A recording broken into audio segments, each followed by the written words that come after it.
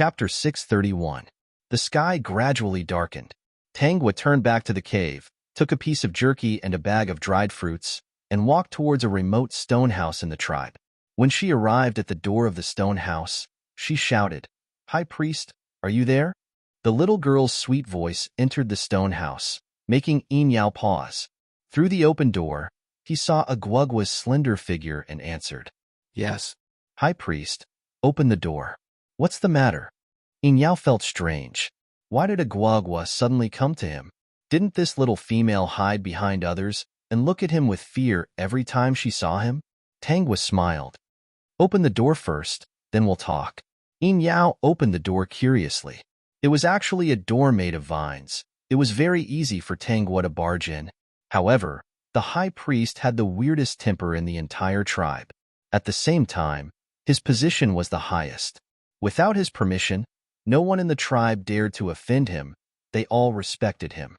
This was because Inyao had helped the tribe through many crises. He also knew herbs and could treat the sick and injured members. He was regarded as a god by the tribe members. The door was opened, and Inyao appeared at the door. He was very tall, with smooth muscles. From afar, he looked very slender, unlike Gain, who was very burly. He looked very explosive. Her body was wrapped in a layer of snow-white beast skin, and her long black hair was draped over her back. Around her neck was a necklace made of beast bones, which was also snow-white. On her wrist was a bracelet made of beast bones, which was engraved with complicated patterns. Tangwa stood in front of him, still like a little kid. She looked at Inyao's overly handsome face and smiled brightly. "High priest, let's talk inside." Inyao's expression stiffened for a moment, as he was stared at by the beautiful little female in front of him. He was expressionless and looked at her with a profound look. He frowned and said, "Agwagwa, what do you want?" "Let's talk inside. It's not convenient to talk here." Tangwa didn't miss the moment Inyao's expression stiffened. His pretentious attitude made her laugh to death. The high priestess was a woman who was cold on the outside, but passionate on the inside. She took a step forward and directly pushed Inyao into the house before following him in. Inyao couldn't react in time and was really pushed in. When he came back to his senses, he saw the little female sitting in his room unceremoniously. She placed the dried meat and fruits on the stone table and looked at him with a smile. "High priestess, come in. Why are you still standing outside?" Inyao's footsteps were very stiff. Every member of the tribe was respectful when they saw him. There was really no one who dared to be so indecent and talk to him with a smile. "How dare you push him? When did this little female become so gutsy?" It was a little awkward, but also a little fresh, especially when Agwagwa laughed. Somehow, he closed the door unconsciously and walked into the room. "Why are you looking for me? Who's hurt? Or who's sick?" Inyao asked seriously. Tangwa sat on a stone stool that was obviously a little high. The furnishings in the high priest's house were more advanced than the other members of the tribe. They were also more practical. The two slender legs that were exposed under the animal skin swayed, making Inyao a little dizzy. He coughed lightly and shifted his gaze elsewhere. "Agwagwa." "I," Tangwa answered with a smile. Her obedient look made Inyao unable to say anything to criticize her. The system was that unlucky guy who lost his memory after transmigrating. Otherwise, the host wouldn't have tormented it the moment she came in. Chapter 632. "High priest, have some jerky?" "I'm not hungry." "Have some dried fruit?" "No need." Tangwa cupped her face and looked at Inyao, who was still pretending to be cold and mysterious. Her eyes curved and she glanced outside. "High priest, it smells so good outside. I wonder what Gaines is cooking. Do you want to eat?" "Inyao, this little female must be sick. Her brain must be sick. I don't want to eat." Inyao stood a little far away from Tangwa and replied coldly. Even though he was cold and indifferent, he realized that the little female in front of him didn't seem to mind at all. Instead, she looked at him with a smile, making him feel uncomfortable all over. He felt as if his animal skin was about to fall off. Even his ears were a little hot. Inyao's ears were slightly red. Of course, Tangwa noticed it. She realized that although this guy had lost his memory after transmigrating, he had a little habit that would never change in every world. His ears would turn red when she teased him. He was even more shy than a girl. This made her even more unable to stop. After transmigrating through so many worlds, she was able to meet such cute people every time. It was really interesting. Gaines has a female. In Yao's expression was more serious this time. Is it Olga? No. If it's Olga, I won't talk to you. Tangwa pointed at the stone bench opposite the stone table. High Priest, do you like to talk while standing? Can I sit down? You're too tall. My neck hurts when I talk to you. Agwagwa was getting smaller and smaller. In the past, this little female wasn't very afraid of him. She always hid behind others and peeked at him secretly. A pair of deer-like eyes really left a deep impression on him. Who is it? He walked to the stone bench and sat down. Even though he was wearing animal skin, Tangwa still felt that he should be wearing a celestial robe. The aura he exuded was really out of place in the orc tribe. Tangwa replied while chewing on a dried fruit. I don't know her. She's a very strange female. She was picked up by Gaines from the outside. He hid her in his residence after bringing her back. Everyone is talking about her. High Priest, you must have smelled the fragrance that wafted out just now. I suspect that it's the smell of that strange female. She also wanted to drink meat soup. It was better than eating dried fruits and meat. Yin Yao frowned. It's an unidentified female. What do you mean by strange? It's just that the clothes he's wearing are very strange. I've never seen them before. Who was he trying to fool? Tangwa continued, anyway, it's not animal skin. It looks very light. I don't know what it's made of. I'll ask Gain tomorrow. If an unknown person came to the Lado tribe, it could bring danger to the entire tribe.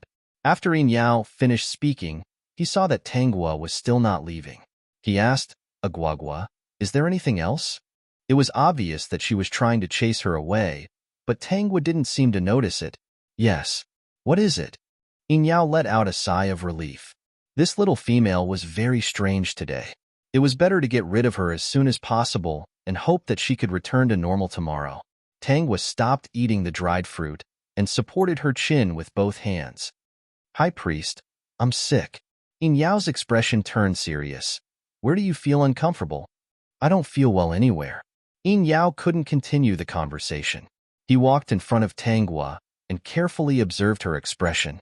After hesitating for a while, he held her wrist and started to check. Agwagwa, after my examination, your body is very healthy. You can kill a sheep without any problems. Tangwa's lips curled up slightly. She looked at Yin Yao with a smile. Mental illness. Chapter 633. Yin Yao fell into confusion. He frowned and stared at Tangwa. Can you describe what kind of mental illness it is? He had treated many illnesses for the members of the tribe, but he had never treated mental illnesses, so he was curious. Tangwa stood up and looked at Yin Yao seriously. Her gaze made Yin Yao feel a little uncomfortable. She then said, It's just that if I don't see High Priest for a day, I feel uncomfortable. High Priest, do you think there's something wrong with my heart? Yin Yao's ears reddened at a speed visible to the naked eye. He looked away. His heart was very complicated. Was this little female courting him? But looking at the little female's confused face, he took back his previous thoughts. She was too young. There were still 2 more years before she became an adult. It shouldn't be intentional. She was too young to understand. High Priest, can I come and see you every day in the future? I'll feel better after seeing you once. Tangwa looked at the man in front of her with a complicated expression and red ears. She was overjoyed. The great host of the system was too bad, bullying her because she didn't have her memories after transmigrating. High Priest, you won't disagree, right?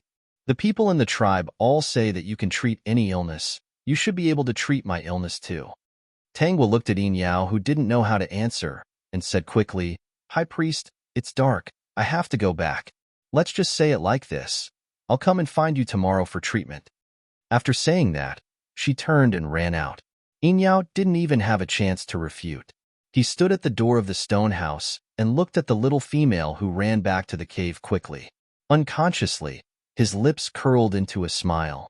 Recalling what she said just now, his smile gradually froze. After it froze, he didn't know whether to laugh or cry.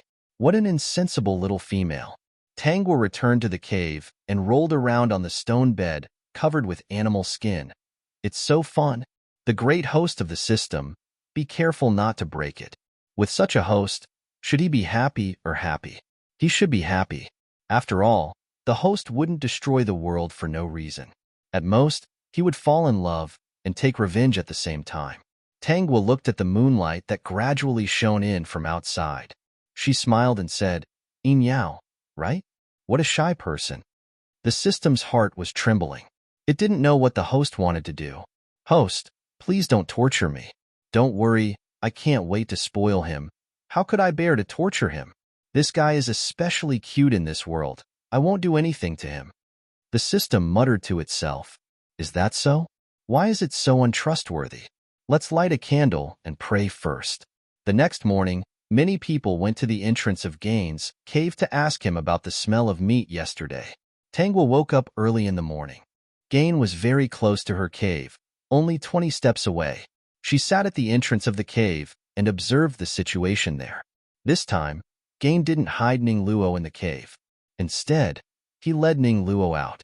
Ning Luo was still wearing the same modern clothes, and everyone in the tribe saw him as a rare sight. In order to see Ning Luo and find out what was going on with the meat fragrance yesterday, the males in the tribe did not go out early in the morning to look for food. Gain knew that if he didn't explain, no one would let him go. Plus, he had planned to teach the method of cooking meat soup to the people in the tribe. Chapter 634. The Beastmen tribes either ate raw meat or dried it under the sun. They didn't cook it at all.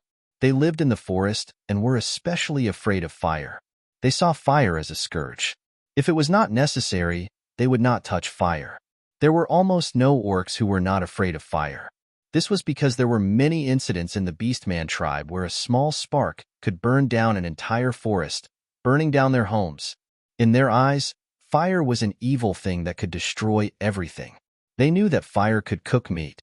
Sometimes, when the forest was on fire, they would eat the meat of the burnt beasts. In the winter, the fire would bring them warmth. From the start, the orcs did not touch fire. But after knowing the benefits of fire, they kept fire seeds in the tribe. In the Leto tribe, the only person who was not afraid of fire was the high priest. The location of the fire seed was the closest to the high priest's stone house. Under normal circumstances, no one would go and take the fire seed, even if they knew that fire could cook food. Actually, if they ate too much roasted meat, they would feel that it was very dry and did not taste very good. Most of the members did not like to eat it and still ate it raw. Last night, after Gaines took the meat, he threw a piece to Ning Luo for her to chew on. When Ning Luo saw the bloody piece of meat, she almost vomited what she ate yesterday. She told Gaines that she did not eat raw meat. Gaines thought of roasted meat. Even though he was strong, he was still afraid of fire. But seeing that his female did not eat, he took out a fire. The cave was very big, so it was not a problem to make a small fire. For this, he even put a lot of water at the side to prevent it from burning. He threw the meat into the fire. Ning Luo was stunned. In the end, he gave a piece of black meat to Ning Luo. After Ning Luo took a bite, she realized that it was very hard to chew. Roasted meat without seasoning was very disgusting. She looked at the utensils in the cave and had the idea of cooking meat soup. Gaines realized that his female was not afraid of fire. He was very happy and let Ning Luo cook the meat soup. Ning Luo also found a few special seasonings outside the cave. She picked them, washed them, and threw them into the meat soup. This was why everyone smelled the fragrance of meat yesterday. Not only did Gon En tell everyone how to make the broth, he also told everyone about the spices that Ning Luo had discovered. Everyone decided that when they went out to find food in the future, they would definitely pick some of these spices and bring them back. Ning Luo came up with the recipe for making meat soup, and at Gaines' request, he cooked a big pot of meat soup in front of all the tribe members and shared it with everyone. After eating the broth, all the male members who didn't have a mate looked at Ning Luo with sparkling eyes. A female could possess many males, but a strong male could possess a female alone. Gaines could clearly feel the unfriendliness of the other males. He announced in front of everyone that Ning Luo was his female and warned them not to have any ideas about her. The tribe was in chaos again because of Ning Luo. Many male members challenged Gain, but Gain wasn't afraid at all. He defeated more than 10 men in front of Ning Luo. When he turned around to look at Ning Luo's face turned red. In the end, he smiled and carried Ning Luo into the cave in front of everyone. Tang Guo watched the drama unfold and took a sip of the broth. It doesn't taste good. Maybe it was because the beastmen hadn't eaten it before, but it was indeed much better than raw meat. She gave the broth to Aie and went to Yin Yao's stone house. Chapter 635. High Priest. Tang Guo stood outside the stone house and shouted. She glanced at the bowl placed on the stone outside the house. It was a bowl of meat soup. It should be someone from the tribe. They didn't want to disturb Yin Yao, so they placed the meat soup at the door. Yin Yao, who was in the house, froze. He calmed himself down and spoke coldly. A guagua? It's me, High Priest. We agreed on this yesterday. Tang Guo stood at the door and smiled. We agreed that I would come here every day to see you and treat your illness. The High Priest, who was holding the stone, almost dropped it. He kept a straight face and said, I remember. Then, High Priest, I'm coming in.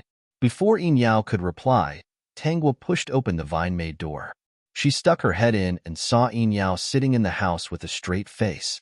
Then, she walked in. The system, this host, was a long story.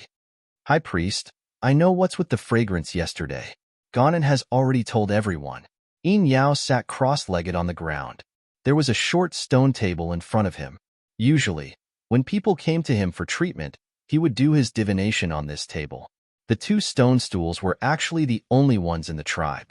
As for where he found them, only Yin Yao himself knew.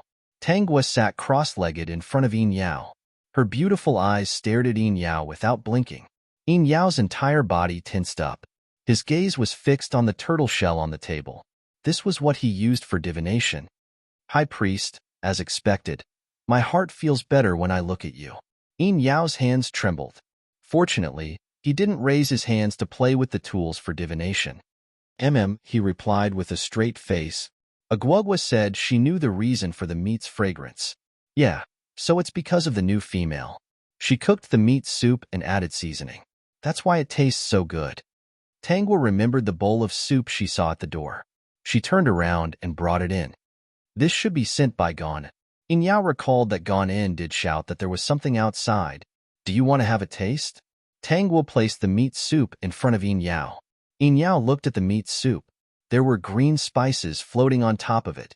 He took a sip and his brows relaxed. It's indeed better than barbecued meat. Everyone in the tribe knew that the High Priest didn't eat raw meat. Roasted meat didn't taste good, so he rarely ate it. Basically, he only ate some fruits. Because of this, the people in the tribe felt that the High Priest was a god who had come down to earth. I'll do the same. Yin Yao put down the bowl. It could be seen that he was not a person who cared about good food. He looked at the little female in front of him. Hearing her slightly arrogant words, he said with amusement, Aguagua, aren't you afraid of fire?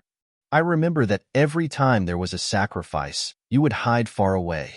You seem to be very afraid of fire. Are you sure you know how to cook meat soup? Tang Guo was also amused. Who was afraid of fire? I'm not afraid anymore. The High Priest doesn't believe me. Yin Yao looked at her serious face and was speechless. Then I'll cook it for you. How about that? Without waiting for Yin Yao to speak, Tang Guo stood up. Let me borrow the utensils in the High Priest's house. I'll cook meat soup for you to see. Yin Yao saw that she was in high spirits and didn't reject her. He also wanted to see if this little female who was extremely afraid of fire dared to cook meat soup with fire. Chapter 636. In front of Yin Yao, Tang Guo took out the fire seed and started a fire outside the stone house. She filled the utensils with water and put them on the fire. He then went to look for some spices. He took a piece of bone with meat and chopped it into small pieces. First, he boiled it with water. After it came to a boil, he poured away the water that was originally bubbling with blood. Then, he added fresh water and seasonings in order. After it came to a boil, he used a medium fire to slowly cook it. The series of actions was very smooth. Yin Yao was very surprised. This little female was really not afraid of fire anymore. High Priest, I already said that I'm not afraid of fire. Tangwa turned around and smiled. Men were really troublesome. She had to prove it herself to be believed. Inyao looked at the little female. Her nose was stained with dust, but she was still smiling at him. He couldn't help but smile back at her. Then Aguagua has really grown up. She's not afraid of fire anymore. He looked at the utensils on the fire and walked over. He stood by the side with Tangwa. He watched the clear water in the utensils turn milky white and the fragrance of the soup wafted into his nose. He didn't care much at first, but when he smelled this fragrance, his intuition told him that the soup cooked in the utensils was more delicious than the cold bowl in the house. With this thought, he was really looking forward to it. Tangwa observed the other party's expression. When Inyao wasn't paying attention, she added some unidentifiable seasoning powder into the soup. At this time, she didn't use the coarse salt that was given to her by the tribe. Instead, she added the refined salt from her system space. System host, you're cheating. Is this considered cheating? Life in this world is so difficult. There's no need to wrong yourself. Anyway, just cook it for me and Inyao. Others won't find out anything. Aren't you afraid that Inyao will suspect you? What will he do if he suspects? All right, the system wouldn't do anything. Inyao couldn't escape from its host's hands. So what if he suspects her? He would fall into her hands sooner or later. Maybe he would fall willingly. Tangwa saw that it was about time. She filled a bowl of bone soup for Inyao. Inyao looked at the milky white soup in the bowl and compared it with the meat soup on the side, which seemed a little watery. He took it decisively. Tangwa did not stand on ceremony. She scooped a bowl for herself and began to eat. Inyao saw that she was enjoying it, so he also took a sip. The moment it entered his mouth, the taste was really better than he expected. His mouth was full of fragrance, and the essence of the meat and bones were boiled into the soup. He ate a piece of meat. It tasted rotten with a single bite. It was simply too delicious. He looked at Tangwa, who was chewing on the bone, and was stunned for a moment. Then, he heard Tangwa say, "The bone has been cooked until it's soft. High Priestess, take a bite. After you chew it, you'll find that the bone is quite delicious." Inyao hesitated for a moment, but he still followed Tangwa's instructions and took a bite at the part that could be bitten. It was indeed chewable, and the taste was indeed very good. After that, Tangwa didn't need to say anything. After finishing one bowl, Inyao continued to eat the second bowl. The two of them finished the bone soup. They ate happily here. The other members of the tribe also smelled the aroma here. From afar, they saw their high priestess and Aguagua drinking the soup. The members of the tribe didn't dare to ask the high priestess for food. They could only turn back and cook the soup according to Ning Luo's method. However, the taste of the soup couldn't be compared to the one cooked by the high priestess. They thought to themselves, as expected of the high priestess. Her soup was better than theirs. They even faintly felt that the soup cooked by the high priestess was better than Ning Luo's. Chapter 637. The fragrance from the high priest's stone house attracted Ning Luo's attention. She couldn't help but look in that direction. She pulled Gain. Who lives in that stone house? That's the high priest. He's very powerful. Only the high priest can save the injured members of our tribe. If the children in the tribe are sick, they have to look for the high priest. Speaking of this, Gain became serious. Luoluo, don't provoke the high priest. If you make him angry, you will be chased out of the tribe by all the members. Ning Luo recalled how she had almost died in the mouth of a wild beast when she had just transmigrated to this strange place. She felt a lingering fear. Don't worry, I won't provoke the high priest. In her heart, she felt that the high priest should be an old man, the kind that looked like a scammer. She was a little worried. She hadn't checked her college entrance exam scores yet and had transmigrated to this desolate place. She was even picked up by Gain, the big lion, who said that she wanted to be his female. Well, after a day in the tribe, she already knew what it meant to be a female. It meant to be a wife. She glanced at Gain. Although he was rough, his handsome face and his explosive muscles were even more handsome than the young men at the gym. She recalled the moment when Gain had defeated the wild beast. He was so handsome too. If she really couldn't transmigrate back, it wouldn't be bad to be in a relationship with a beast man. Gain treated her quite well. He gave in to her every request. That night, Gain was obviously afraid of fire, but he still gave her a fire seat. Thinking of this, Ning Luo's heart warmed. Luo Luo, you're amazing. With the way you cooked meat soup, our tribe can eat cooked food in the future. Although everyone was afraid of fire, the meat soup was really delicious. No beast man in the tribe could resist such a delicious temptation. Compared to the fishy smell of raw meat and the salty taste of dried meat, the meat soup was really the best. Especially in winter, drinking a bowl of it would definitely make one's body feel warm. Luo Luo, I'm going out to look for food with the other members. Don't wander around. It's very dangerous outside the tribe. Ning Luo nodded obediently. Don't worry, I won't wander around. She would be stupid to go outside. She was not like these powerful beastmen.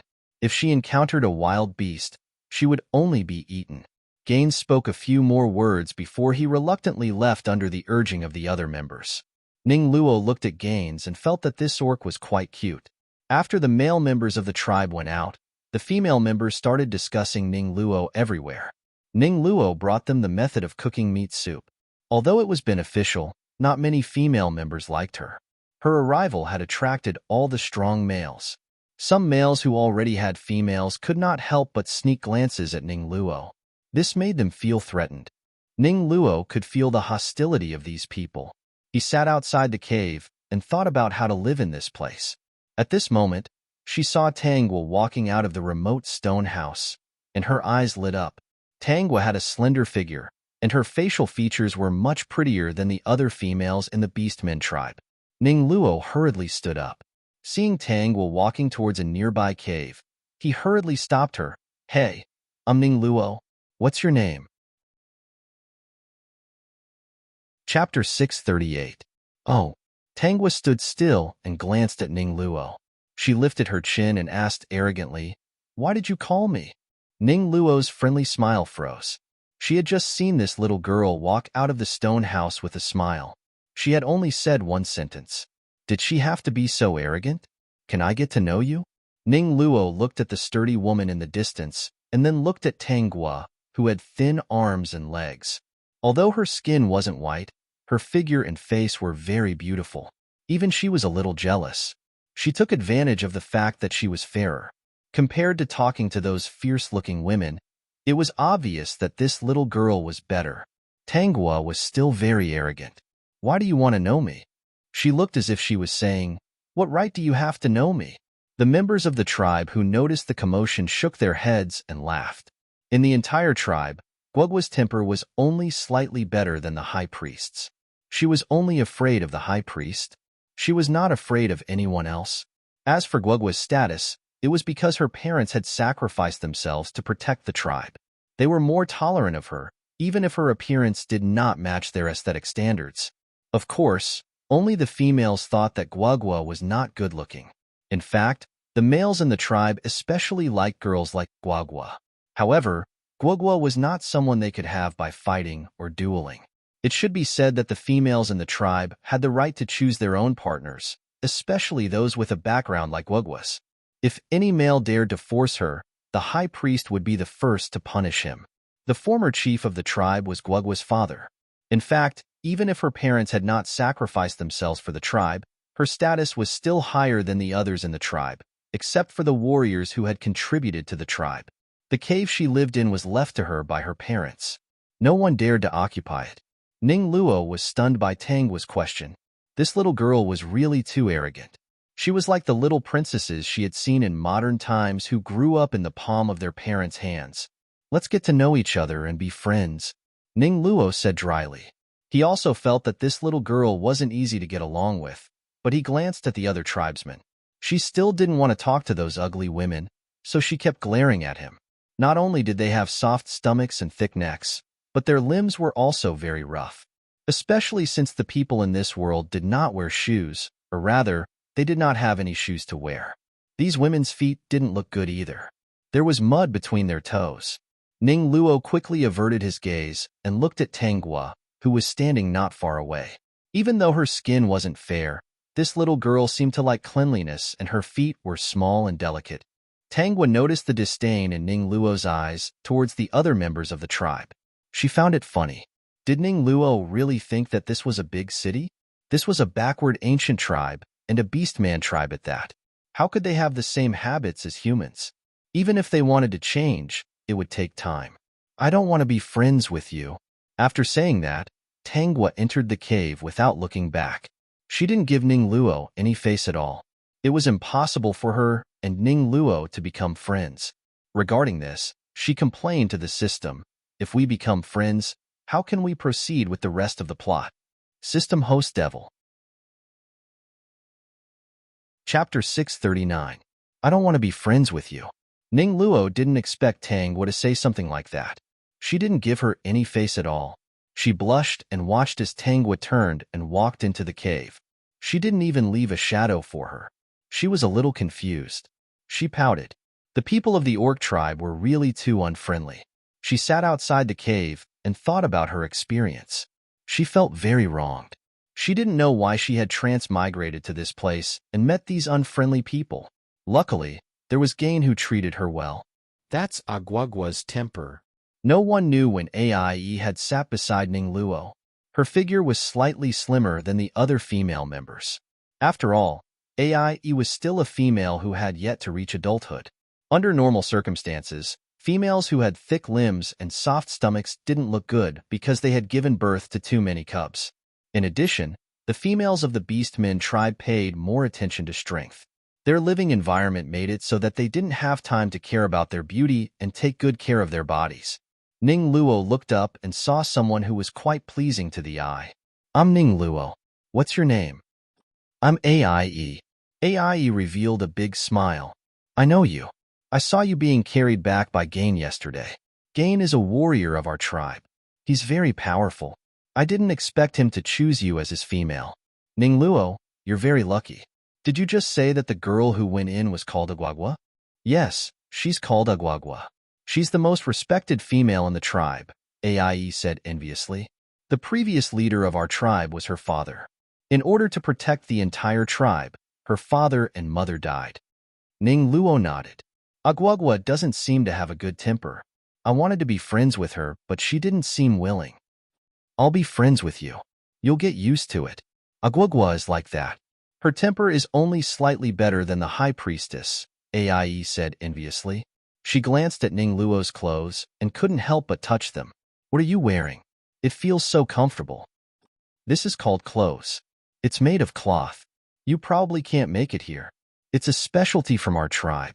Ning Luo thought that someone finally cared about her. I can help you make something similar to what I'm wearing, but it feels different. Really? Really? Then let's go now. Aie grabbed Ning Luo's wrist and excitedly pulled her to her place, where she had collected many beautiful animal skins. Of course, Ning Luo followed him happily. Having a friend in the tribe made him feel less sad. Tanghua had been watching all this. She laughed and said, "The two of them are still together." Sigh. Did the host not think of stopping it? The system asked softly. Even though it knew the answer, it still asked out of habit. Why should I stop them? I have no obligation to stop what will happen next. Tanghua sat cross-legged and propped up her chin. When Guagua was taken away, no one came out to stop them. If it weren't for the fact that all the members of the tribe believed that handing over a Guagua could ensure their safety, they wouldn't have stopped it. Otherwise, a Guagua wouldn't have ended up so miserable. Chapter 640. The people in the tribe didn't want to die, but did a Guagua want to die? They pushed a Guagua into the fire pit. So a Guagua had the right to hate them and take revenge on them. Tanghua smiled. She had to take revenge too. She wouldn't stop anything. She would let everything develop. The final outcome of the orc tribe would depend on how things developed and how they chose. She wanted to see what they would choose this time. What do you think they will choose this time? Those who hurt a Guagua and abandoned a Guagua. A Guagua's parents sacrificed themselves to protect the tribe members. They probably didn't expect that their child would be handed over as Ning Luo by the tribe members they protected. Speaking of which, a Guagua wasn't the cause of that disaster at all. She was only there to replace Ning Luo. It was because of Ning Luo's existence that she suffered so much and died without a burial place in the end. If a Guagua's parents knew that their child would be treated like this when they were alive, would they still choose to save the tribe members? Maybe they would. Tangwa thought about it and smiled carelessly. She crossed her legs and swayed.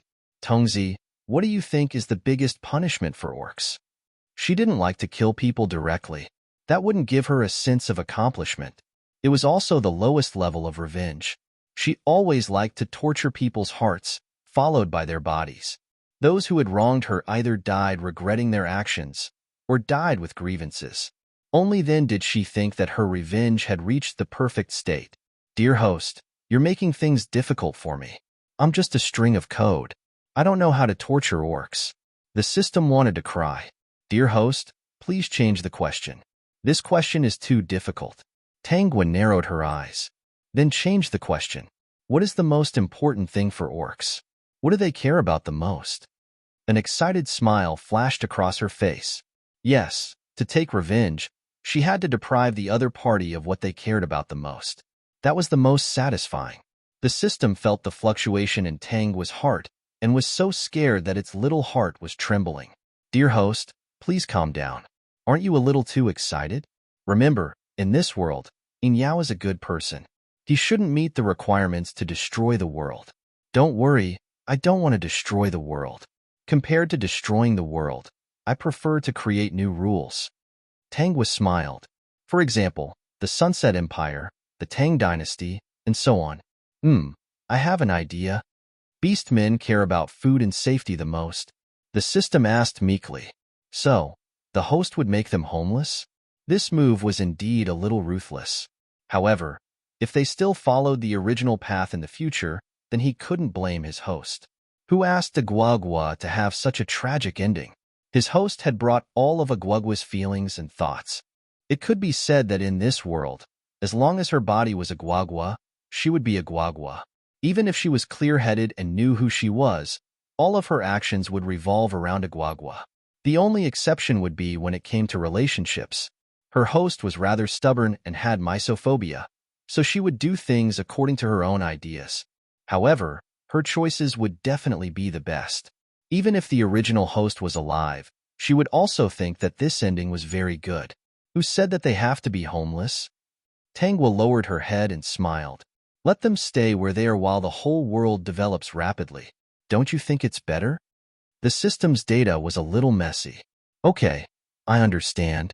Dear host is still a person who does great things. Chapter 641. In the afternoon, Tangwa was sleeping in the cave. Suddenly, she heard a commotion outside. She opened her eyes and walked out of the cave. She saw a tall female orc staring at Ning Luo, who was standing alone on the side with a frown on her face. The female orc was surrounded by other orcs and looked at Ning Luo with hostility. This female orc had just reached adulthood and was not in heat yet. She had always liked the strong Gain in the tribe. A few days ago, she went to a nearby tribe. She did not expect to hear that Gain had a female orc when she came back today. Moreover, it was a skinny female of unknown origin who could be squashed to death with one finger. This female orc was the one that everyone had mentioned before. Her name was Olga. She liked Gain, but Gain did not like her. Instead, he had been avoiding her. Olga was recognized as the most beautiful orc. She looked very strong, but she didn't look bloated and burly. Instead, she gave off a sense of fitness. Because she was young, her skin was not saggy. Olga was very vain. She would make beautiful dresses out of animal bones and skins. Although many male orcs thought that Gwagwa was beautiful and looked very protective, most of them were more willing to choose a female like Olga. Because she looked very strong and healthy, the baby she gave birth to would definitely be very healthy as well. In this ancient orc era, males mostly wanted to possess females and reproduce. It would be better if she was beautiful. More importantly, she had a strong body.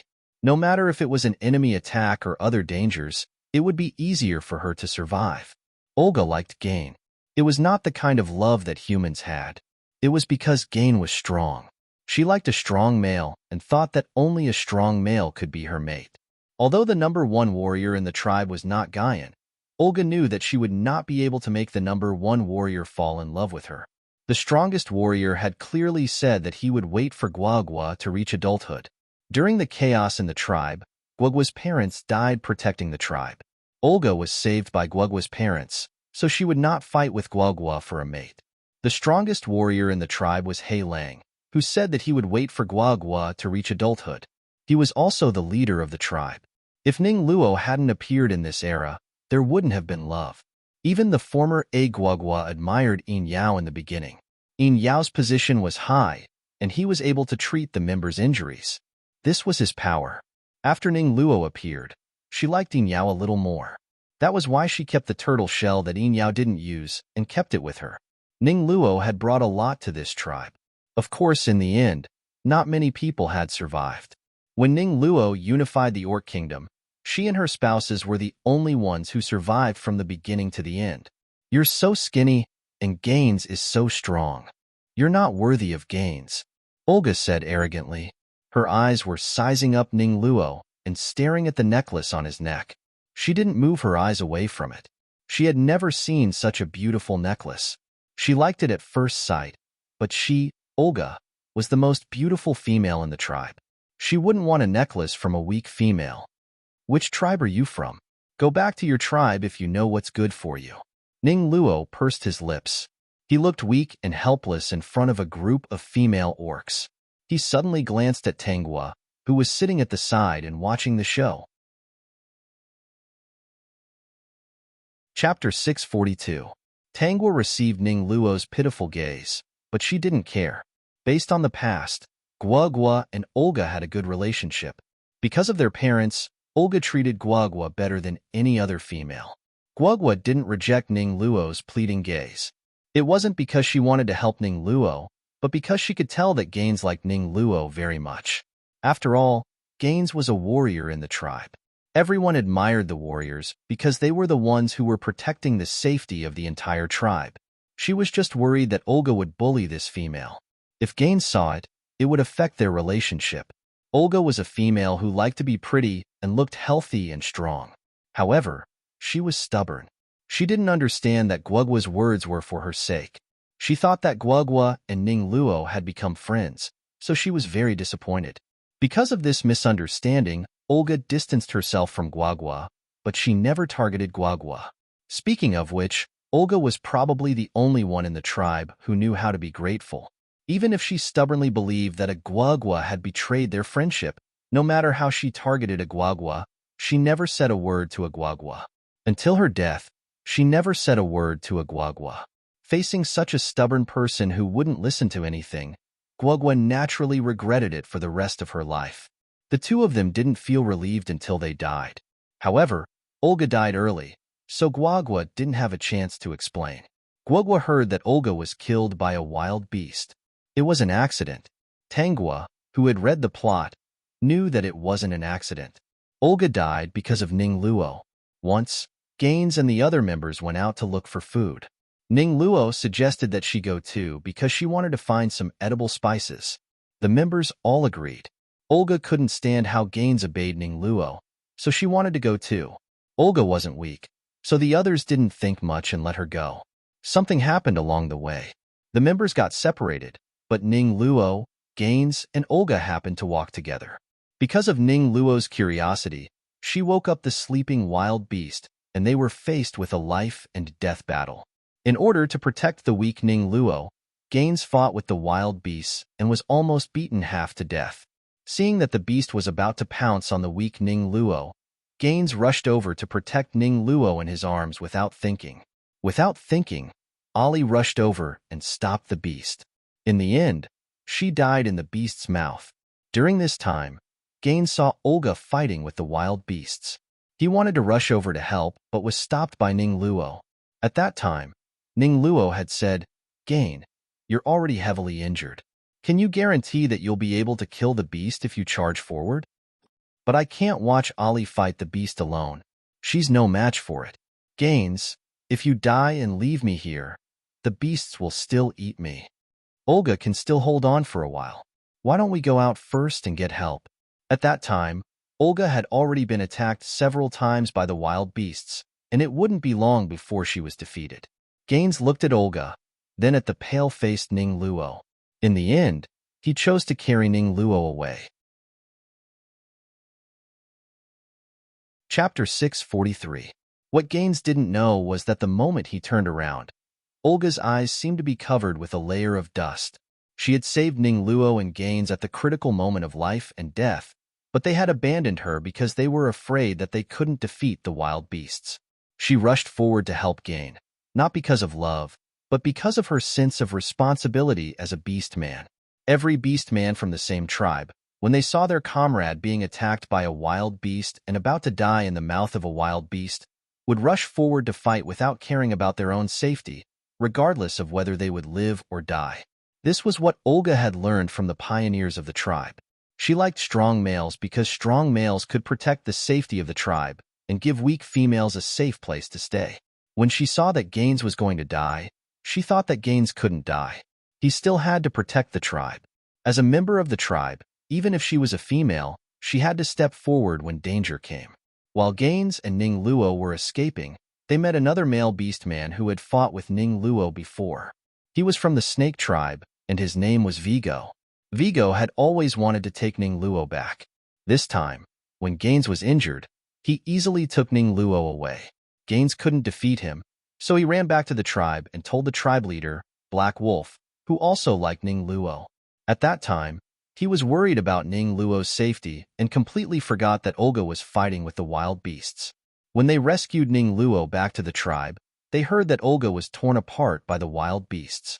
Gaines and Ning Luo felt guilty for a while and soon forgot about it. They didn't tell the people in the tribe what really happened.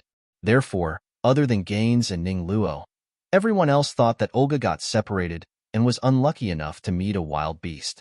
That was why she was torn apart. When she came back to her senses, Tangwa glanced at Ning Luo. She was also looking at her. Her eyes were slightly red and she almost cried. Tangwa turned her head to the side. She was her enemy. She wouldn't help her. Ning Luo could tell that Tangwa didn't want to help. She felt wronged. She was surrounded by fierce women who looked at her with mockery. Just when Ning Luo was feeling helpless, another voice sounded. What happened in the tribe, Olga? Tangwa looked over too. She saw two strong men walking into the tribe. She wasn't surprised at all because this was mentioned in the plot. Even if she didn't participate, the plot would still continue. One of the two beast men was the tribe's leader, Black Wolf. He was the #1 warrior in the tribe. The other man was slightly shorter than Hei Lang, but he was still very muscular. Compared to Hei Lang's cold expression, he had a simple and honest smile. He was Ai's older brother, Aimo, and one of Ning Luo's future spouses. When Hei Lang and Aimo saw Ning Luo, their gazes changed slightly. They were used to seeing boorish females in the tribe. When they suddenly saw a young girl like Ning Luo, she would attract the attention of the male orcs. Aimo couldn't hide the curiosity on her face, while Hei Lang's expression was much calmer. After he asked about the situation, he gave Olga a warning before dispersing everyone. Ning Luo hurriedly thanked them. Aimo said enthusiastically, "If you encounter any trouble, you can come to me." Even though Ning Luo was Gaines' female, Aimo couldn't care less. This female was too beautiful. Chapter 644. Olga's expression didn't look too good. Aimo and Hei Lang seemed to be very protective of Ning Luo, and they were both warriors of the tribe. She couldn't go against Ning Luo anymore. But today's matter, she remembered it in her heart. Agwagwa. Hei Lang saw Tang was sitting not far away, and his cold face softened a little. He didn't have any special feelings for Tangwa yet, but he still liked Agwagwa. When he saw her, of course he was happy. He came in front of Tangwa and took out a beautiful animal bone necklace. "For you." Tangwa looked at it and shook her head. "No, keep it. Don't you like beautiful necklaces?" Hei Lang insisted on stuffing the necklace into Tangwa's hands. There are already a few tribes who are willing to join forces with our Lado tribe to deal with the beast tide that might happen next. "That's pretty good," Tangwa replied. She secretly looked at Hei Lang. He looked normal. She didn't know why he would do so many things. Perhaps the female lead's halo was too strong. Hei Lang stared at Tangwa for a while. He saw that she was greeting Olga with a smile, and a trace of helplessness flashed across his face. "Agwagwa, you'll be an adult in a year." Tangwa glanced at him. "Yes." Hei Lang looked a little nervous. "Agwagwa, Do you have a male you like? Host. He's confessing his love for you. Yes. Tangwa replied with a smile.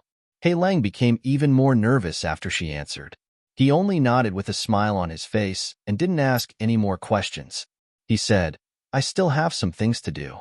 Come find me if you need anything. Agwagwa, did He Lang want to mate with you in advance? Olga, who was on the side, had already noticed this.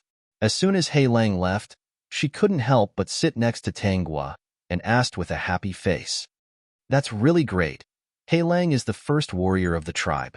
It's perfect for Agwagwa. She was a little distressed.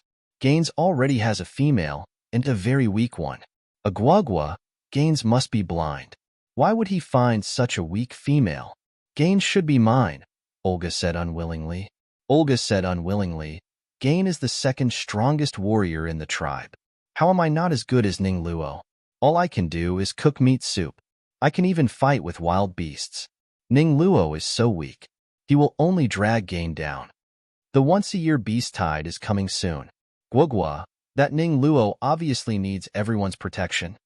Olga was very dissatisfied with Luo. She's weak. She might not even be able to give birth to healthy babies. For the beastmen, reproduction was a very important matter. This was because every beast wave would cause many beastmen to die. If they didn't reproduce, then the beastmen would probably go extinct. Since Gaines doesn't like Olga, Olga should find a warrior stronger than Gaines. Even if we don't have one in our tribe, the other tribes do, Tangwa said.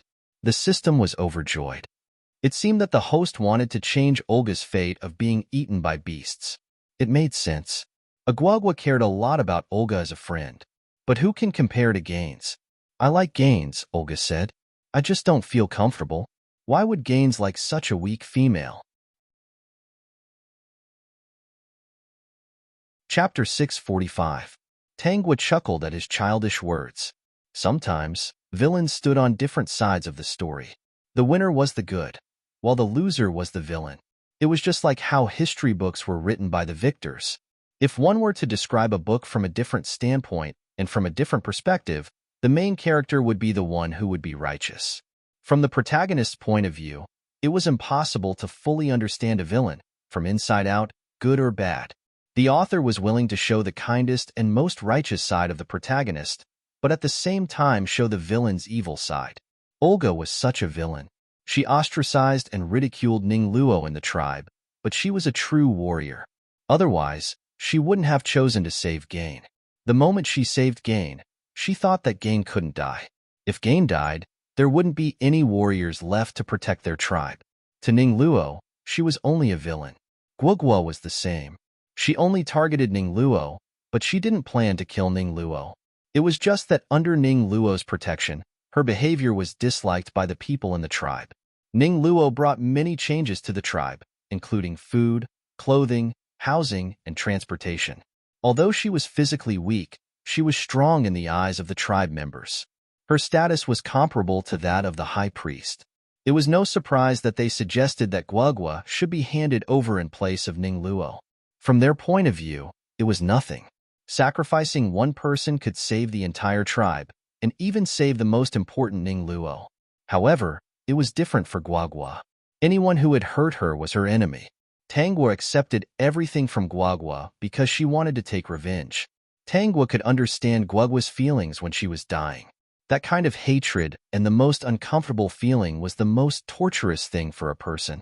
When she was ignorant, she had been a supporting female character in too many worlds. Even though she knew that she would go to the next world after death, but every time she died, the discomfort in her heart and the pain in her body caused indelible damage to her heart. Especially those who had been sincere to her, they betrayed her, abandoned her, and trampled on her for a ridiculous reason. She believed that no one could bear such a result again and again. If an ordinary person went through 2 or 3 worlds, they would probably go crazy and suffer from severe depression. The reason why she didn't do that was because she always believed that no matter how dark the place was, there would always be a ray of warm sunlight shining on her body, warming her up and dispelling the cold for her. She would not fall. She would not destroy herself. She would live on, no matter what else lay ahead. She was no longer confused. She had found what she wanted to do. In the future, she would do what she wanted to do. After experiencing so many worlds, she had learned countless skills to strengthen herself and collected treasures from various worlds.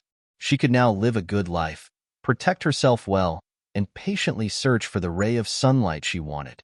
The system could feel that its great host's heart was really peaceful right now, as if all the filth and darkness had been cleansed by something.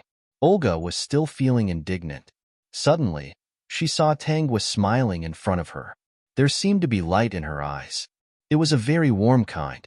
Olga's anger was appeased. She instinctively called out, "Agua." Chapter 646. What's wrong? Olga looked at Tangua and felt strange. Her anger had disappeared, and she didn't seem to be so stubborn about gains anymore. What was even more strange was that she had only looked at Guagua for a while, and Guagua didn't say much. How did she manage to persuade her? She still didn't like Ning Luo, but she felt less emotional now. She was even more confused when she thought of Gaines. She actually agreed with Guagua. Since Gaines didn't like her, why didn't she find a stronger male? Guagua, are you serious? Gaines has a weak female. Should I really give up on him? Gaines was the second strongest warrior in the tribe. She had liked him since she was young. Tangua nodded. Of course. Think about it, Olga. If you bully Ning Luo every day, Gaines will be angry. Ning Luo is already his mate. It's only right for him to protect her. I know, Olga said unhappily, but Gaines is the second strongest warrior. Ning Luo isn't good enough for him. If he finds a stronger female than me, I'll accept my loss. Olga, are you feeling pity for Gaines? Olga nodded. He's a warrior who can protect the tribe. His mate must be strong so that their offspring can be stronger. When the offspring grow up, they will definitely be stronger warriors than Gaines. Only then will they be able to protect the safety of our tribe. That way, we won't lose so many tribe members during the beast tide. Olga was a little sad. Her parents had died during the beast tide. The beast tide was too scary. Every time they experienced it, half of the tribe members would die. Therefore, she believed that a strong warrior needed a strong mate. The more warriors they had, the fewer tribe members would die in the future. Madam Host, Olga is actually a good child. She's not bad to begin with. Olga was really lucky. She actually met Madam Host, who was also Guagua's good friend. Olga, you have to think about it this way. If you find a male who is stronger than Guyan, won't we have another warrior in our tribe? In the future, your children will definitely be very strong and will be able to protect the tribe. Olga's eyes widened. She really didn't think of this good idea. She thought about it carefully and found that this idea was really good. Tangua's eyes were shining. Agua, you're really too smart. Your brain can catch up with the high priests. A look of excitement flashed across Olga's face. She suddenly grabbed Tangua and jumped around with her in her arms. Agua, you're really the smartest female. This idea is great. Yes, I'll go to other tribes and bring back a strong male. Won't that strengthen our tribe? Most tribes have a lot of males and are very protective of females. They will reject females from going to other tribes, but they will not object to males going to other tribes. Olga revealed a row of neat teeth. Agua, I've decided. I don't like Gain anymore. If he likes Ning Luo, then let him be. I'll go to the other tribes tomorrow and bring back any males I like. I can find a few more strong males. With my reputation as the prettiest beast man in the tribe, they shouldn't reject me. Tangua, Agua, do you think I should find a few good ones? 3 or 5? Tangua, system. Chapter 647. Olga bid farewell to Tangua excitedly, saying that she wanted to go back and find 2 beautiful animal skins to make beautiful dresses. Tomorrow, she would visit other tribes to attract strong males. Tangua smiled helplessly at this. After transmigrating to so many worlds, she only met such a straightforward and pure person like Olga. She did not stop her. Even if Olga did not take the initiative to find more males, she would have many males in the future. In the orc tribes, there were few female orcs. It was normal for one female to have many males. Olga's idea was not wrong in this orc era. In the end, Ning Luo also accepted a few mates. In the ending of this Orc World novel, there was a slight trend of increasing. Dear host, your way of thinking is too dangerous. Do you also have such thoughts? After leveling up so many times, your IQ should be able to keep up. Why did you suddenly ask such a stupid question? Tongzi, are you infected with a virus? The system quickly replied. No, I'm just curious, host.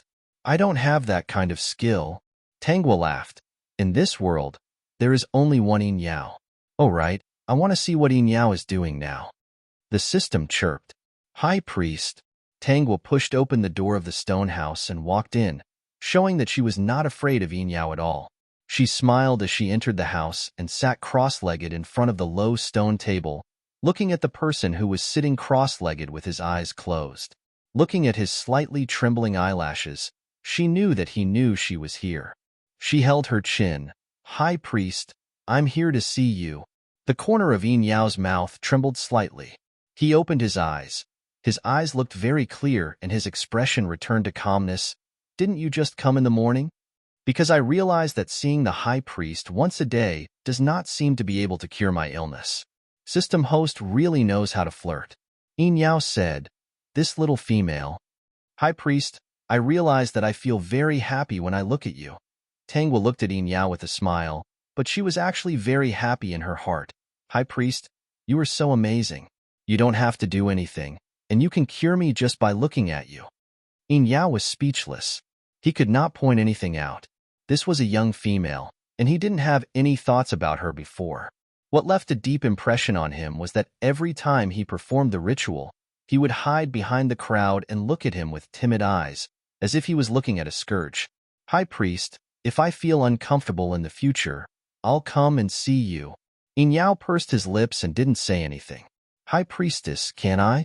Looking at the pitiful look of the little female in front of him, Yin Yao actually couldn't find the words to reject her. After calming down his restless heart, he said, sure. He was really a man of few words. Ah, that's great, High Priest. The corners of Tangwa's lips curled up slightly and her eyes lit up. It would be even better if I could stay at the High Priest's place. I wouldn't have to travel so far every time I feel uncomfortable.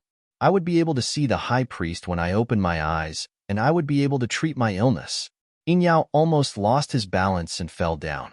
He tried his best to tighten his body and not show any other expression. He said in a detached manner, it's not that far. The system laughed. This was too cute. Chapter 648. That's true, but we still have to run a few steps. It's not as convenient as living together. Tangwa supported her chin and said with a smile, as if they were just discussing the journey. But Yin Yao couldn't help but think of other things. Every time this little female said something, he couldn't help but think. This uncontrollable feeling made him a little anxious. Yin Yao wanted to throw this little female out. A guagua is too lazy. Tangwa blinked. Yeah, everyone in the tribe knows that I'm lazy. I won't get out of bed until the sun rises. Yin Yao was speechless. High Priest, let's cook some meat soup. Yin Yao thought of the taste of the soup and wanted to refuse. But when he saw the little female's eager look, he subconsciously said, okay. After saying that, he wanted to slap himself. One day, Tangwa and Yin Yao were enjoying the meat soup in the stone house when they heard a commotion outside. Both of them put down the meat soup and glanced outside. Guagua, go and see what's going on. Under normal circumstances, Yin Yao wouldn't leave the stone house. There was a spacious area behind his stone house. Basically, he was active in this area. There were many herbs drying here. Every time he went out, he would go to pick herbs. The tribe would even send 2 beastmen to protect him. In the eyes of the tribe members, the High Priest was an inviolable god. Unless he was sick or injured, they wouldn't take the initiative to disturb Yin Yao. His life was very peaceful, except for a guagua, who came to his place every day because she was sick. She came in the morning, in the afternoon, at night, and even before she went to bed. She said that she could only sleep after seeing him. Yin Yao was speechless. High Priest, I'll go out and see. Tangwa quickly stood up and ran out. When she ran out of the stone house, she saw many tribe members gathered at the entrance of Gain's cave. She quickly squeezed through and heard Gain and Aimo's noises, as well as Ning Luo's crying. There were also sounds of fighting. It turned out that Gaines and Imo were fighting. Ning Luo was probably frightened, as he stood on the side crying. After living in the Beastmen world for a few days, Ning Luo had no choice but to change out of her dirty clothes and make a suitable set of clothes for her. She wore it and stood out among the female beastmen because her skin was indeed very white and she was slender. Gaines, Imo, stop fighting. Tangwa stood in the crowd and watched as Ning Luo rushed up to stop the two. When the two saw the petite Ning Luo coming up, they hurriedly stopped their attacks. However, the impact was too great and they were injured. Their faces were pale. After all, his strength was second only to Hei Lang, while Aimo was ranked third in the tribe. Gaines was still standing, while Aimo was lying on the ground. Overall, Aimo was at a disadvantage, and there was a deep cut on his wrist. Ning Luo looked at Gaines and realized that Aimo's injuries were quite serious. She said to Gaines angrily, "Gaines, I already said that Aimo and I are just friends. Why didn't you listen? You still fought because of me. Do you really want me to blame myself? Aimo didn't do anything to me. You even injured him." Gaines' eyes turned red when he saw Ning Luo helping Aimo up. He went up and grabbed Ning Luo, putting her on his shoulder and running into the cave. Chapter 649. The tribesmen watched as Ning Luo slapped Gaines and was carried inside. They all dispersed. Someone patted Aimo's shoulder. "Aimo, you're injured.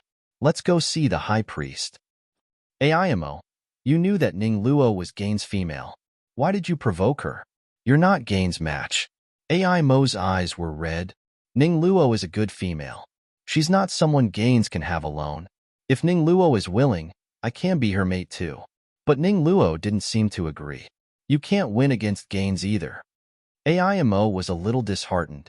Aimo's sister, Aie, quickly grabbed Aimo's hand. "Brother, let's go see the high priest. Luo is good, but you can't win against Gaines. Why were you so impulsive?" Aie felt that they shouldn't fight with Gaines directly. Instead of fighting with Gaines, they should do something with Ning Luo. Aie pulled Aimo to Yin Yao's side. Tangwa followed them and sat in the stone house. While Yin Yao was treating Aimo's injuries, she sat beside Tangwa and talked. Gaines was too cruel. Tangwa didn't say anything. Aie continued. Ning Luo is good. Gaines was too selfish to want to have Ning Luo. He still has Ali who likes him. Now that they're fighting over Ning Luo, I don't know how sad Ali will be. Gaines is a little violent. Ning Luo is so weak. I think she's more suitable to be my brother's mate. Although my brother looks stronger, he's a very gentle person. If my brother didn't restrain himself quickly, Ning Luo would have been beaten to death." Tangwa looked at Aie's expression and continued to listen to her. Gaines is the second warrior. He should find a strong female who can match him. This time, Tangwa noticed that Aie's cheeks were a little red. She understood. Aie was still complaining even after Aimo's injuries were treated. She said that Ning Luo was doing well, but she was actually extremely jealous of Ning Luo. She couldn't wait for Ning Luo to become her brother's spouse and Gaines to become her spouse. The system sighed. It turned out that there were also beastmen who knew how to scheme. "There are all kinds of people," Tangwa replied. Most of the beastmen in the tribe were simple and honest, but there were always some who stood out. Among these people, some of them could become the leaders of the tribe and lead the tribe, while some of them were like rat feces in the tribe, specializing in destruction. Beastmen, as long as they had thoughts and feelings, were still human. The system indicated that it understood. It had learned something again. Following the host really benefited a lot. At night, Tangwa was sleeping soundly when she suddenly heard a commotion coming from the cave next door. She opened her eyes and listened to the noise with a slightly strange expression. It was Jin and Ning Luo. Although I didn't see it, I could guess from the sound that the two of them were doing something embarrassing. However, Ning Luo didn't seem to be willing. Tangwa didn't care. She closed her eyes and let the sound come from the other side. There was indeed such a scene in the plot. Gaines was jealous of Aimo. After the two of them got into a fight, he saw Ning Luo protecting Aimo. He was so angry that he slept with Ning Luo that night. At that time, Ning Luo's expression was that she was in pain, but her body was very good. However, as a human, she couldn't accept Gain's behavior. For the next few days, she didn't let Gaines touch her and threw a tantrum with him. Chapter 650. Gaines coaxed her every day and even brought her out to relax. He gave her all sorts of things, but Ning Luo did not mind it. But she gradually got used to life in the orc tribe. Once, when she went out, she found an edible plant and asked Gaines to pick it for her. Unexpectedly, they met with an accident this time. The two of them went to Vigo's cave. Vigo took a fancy to Ning Luo and took her away when Gaines was not paying attention. Ning Luo was scared at first, but then she found that Vigo was very nice. Vigo was from the snake tribe and was smart and cunning. He knew how to please Ning Luo. He was also not like Gaines, who was possessive and would force her to have sex with him.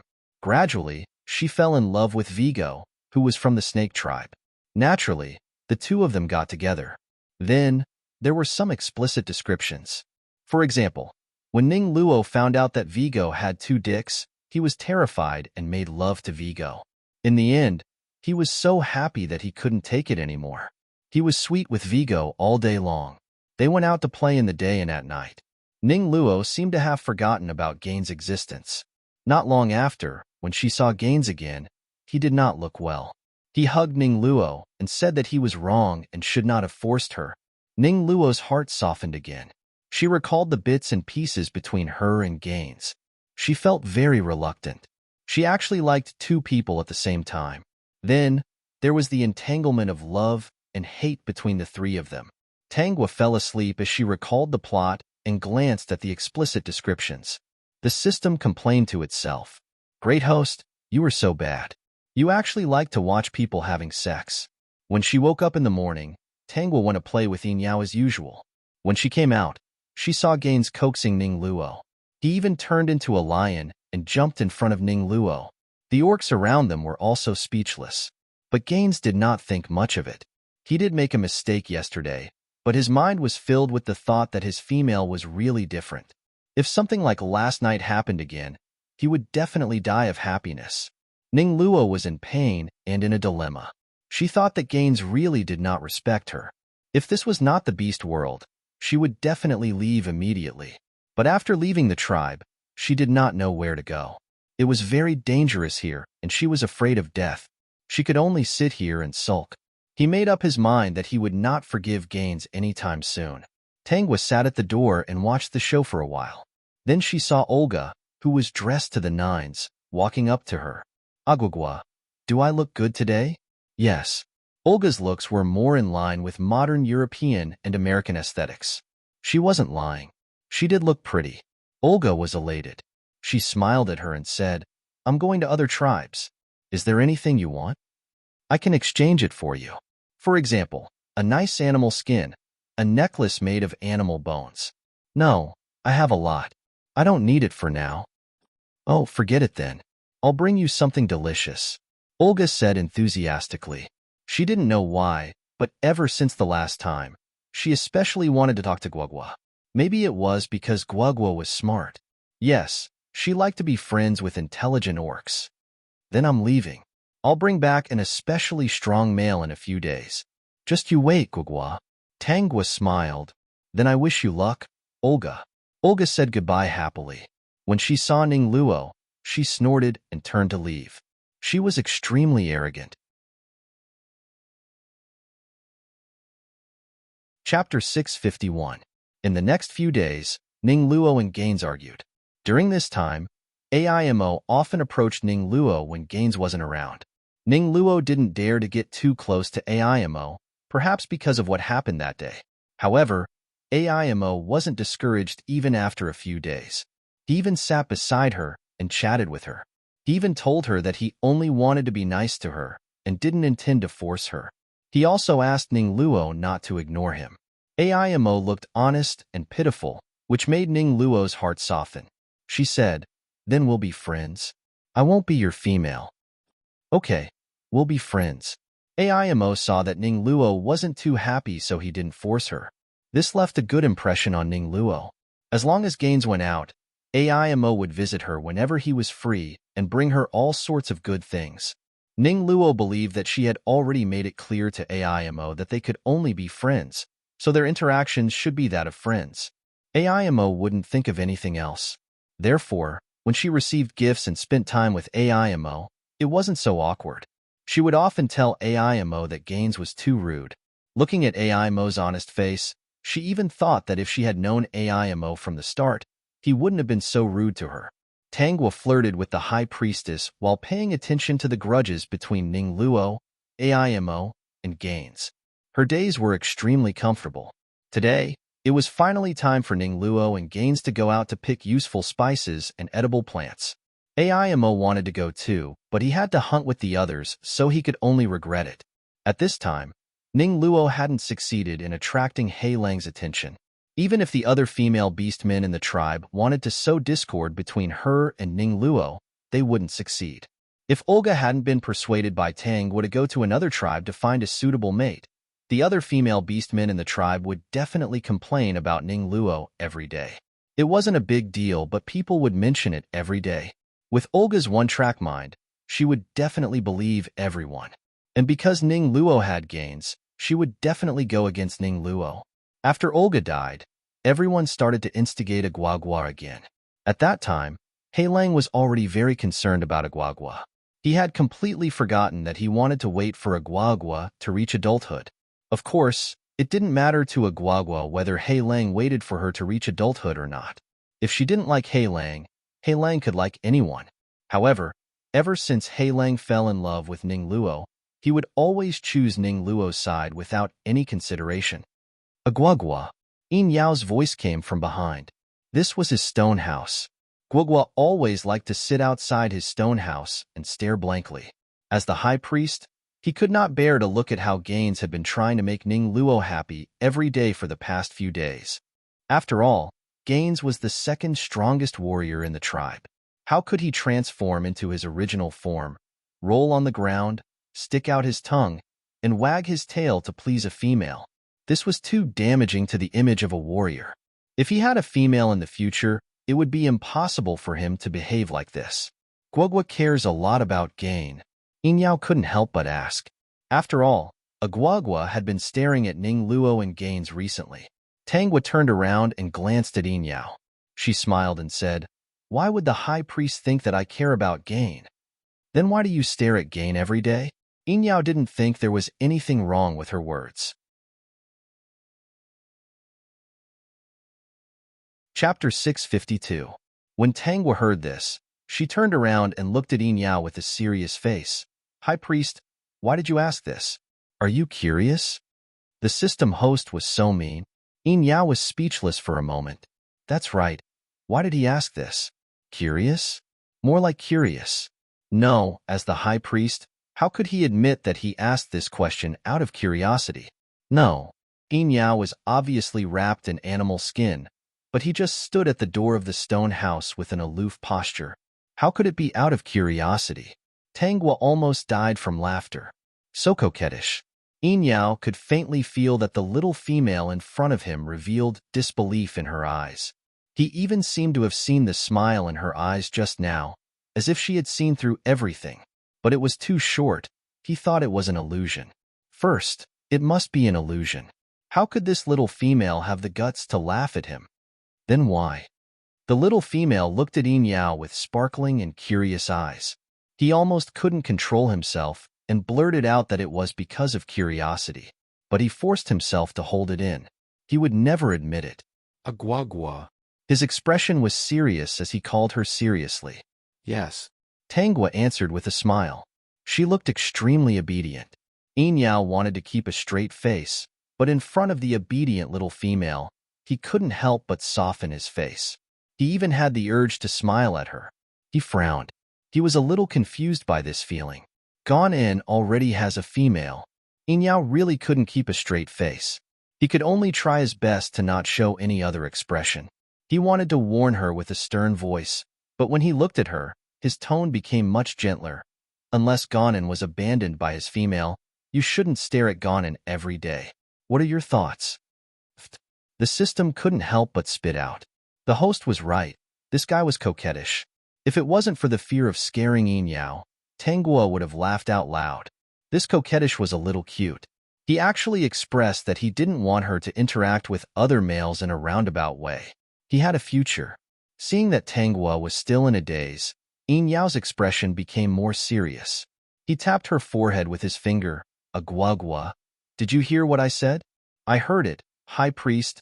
Tanguo looked at Yin Yao with a smile. I'll listen to you. I'll listen to whatever you say. System, oh my God. I can't take it anymore. The host's moral integrity is gone. Yin Yao opened his mouth and did not know what to say for a moment. The little female in front of him was so obedient, especially when she said, I'll listen to you. I'll listen to whatever you say. It really pierced through his heart and gave him a very special feeling. As for what that feeling was, he could not grasp it. It's good that you know.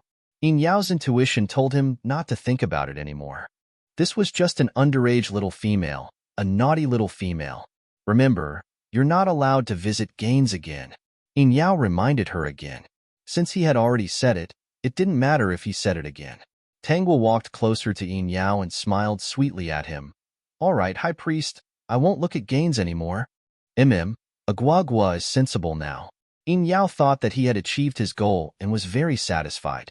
However, he didn't expect that the little female wasn't done talking. She blinked at him. High Priest, I won't look at Gaines anymore. I'll only look at you from now on. What do you think? Yin Yao was dazzled by the little female's smile. His mind was filled with, I'll only look at you from now on. I'll only look at you. Chapter 653. High Priest, what's wrong? Tanguo asked knowingly, waving her hand in front of Yin Yao. Yin Yao's messy mind finally calmed down. He glanced at her indifferently. Nothing. I still have herbs to deal with. Agua, go play? After saying that, he turned and went into the house. After taking 2 steps, he realized something was wrong. He turned back and saw that the little female was still following behind him. Agua, you can go play? High Priest, I don't want to play. Yin Yao, then go back to your residence and sleep? I don't want to sleep either. Yin Yao frowned. What do you want to do? I want to see High Priest. Tanguo said eagerly. High Priest, you know that I'm sick. I feel uncomfortable if I don't look at you. You can deal with your herbs. I won't disturb you. I'll just watch from the side. It won't affect you. How could it not affect her? Yin Yao screamed crazily in his heart. She was watching from the side. Could he calm down and deal with the herbs? But he said, up to you. After saying that, Yin Yao was very upset. Why did he agree to this little female's rude request? Looking at her eager, cute, and obedient look, forget it. She'll just watch. The two of them went to the space behind the stone house together. There were many herbs drying here. There were beastmen injured every day. The consumption of herbs was relatively large, especially since the beast tide was coming this year. The herbs here were probably not enough. Yin Yao calculated the number of herbs and said, from tomorrow onwards, we'll go out and pick more herbs. When he said this, his expression was really solemn. Counting the days, the beast tide was really coming soon. By then, he didn't know how many members of the Lajuo tribe would be left. This was a heavy topic. He didn't think about it anymore. Squatting at the side to deal with the herbs, Tanguo sat cross-legged at the side, watching Yin Yao deal with the herbs. Occasionally, Yin Yao really couldn't stand being stared at with such a scorching gaze. He raised his head to take a look and happened to see this little female looking at him with a sparkling and especially serious gaze. He almost knocked over a pile of herbs. This Agua, she was too naughty. Every time he raised his head, he could see the other party looking at him obediently. It caused Yin Yao to not raise his head at all. After he got serious, he soon forgot about the existence of Agua. Tanguo didn't care. She liked to see cute people doing things seriously. Such people had a special charm that would attract people. She liked serious people. Yin Yao did this for a long time. When he raised his head, he subconsciously looked at Tanguo's seat and found that there was no one there. He shook his head with a chuckle. Sure enough, she was still a child. She couldn't sit still and went to play. He didn't know why, but there was a sense of loss in his heart. He ignored it and didn't care. He stood up. He was a little hungry and was about to eat some fruits to satisfy his hunger. Unexpectedly, as soon as he walked into the stone house, he smelled a fragrance coming from outside. He had wanted to chew on the fruit, but he couldn't help but walk out of the stone house. He saw the little female cooking food. There was even a rack for barbecuing meat by the side. The fragrant smell came from the cooked meat. There was still oil on it, and it was golden yellow. It smelled good, and it should taste good. Yin Yao tried hard to shift his gaze to Tangua. Agwagwa, what are you doing?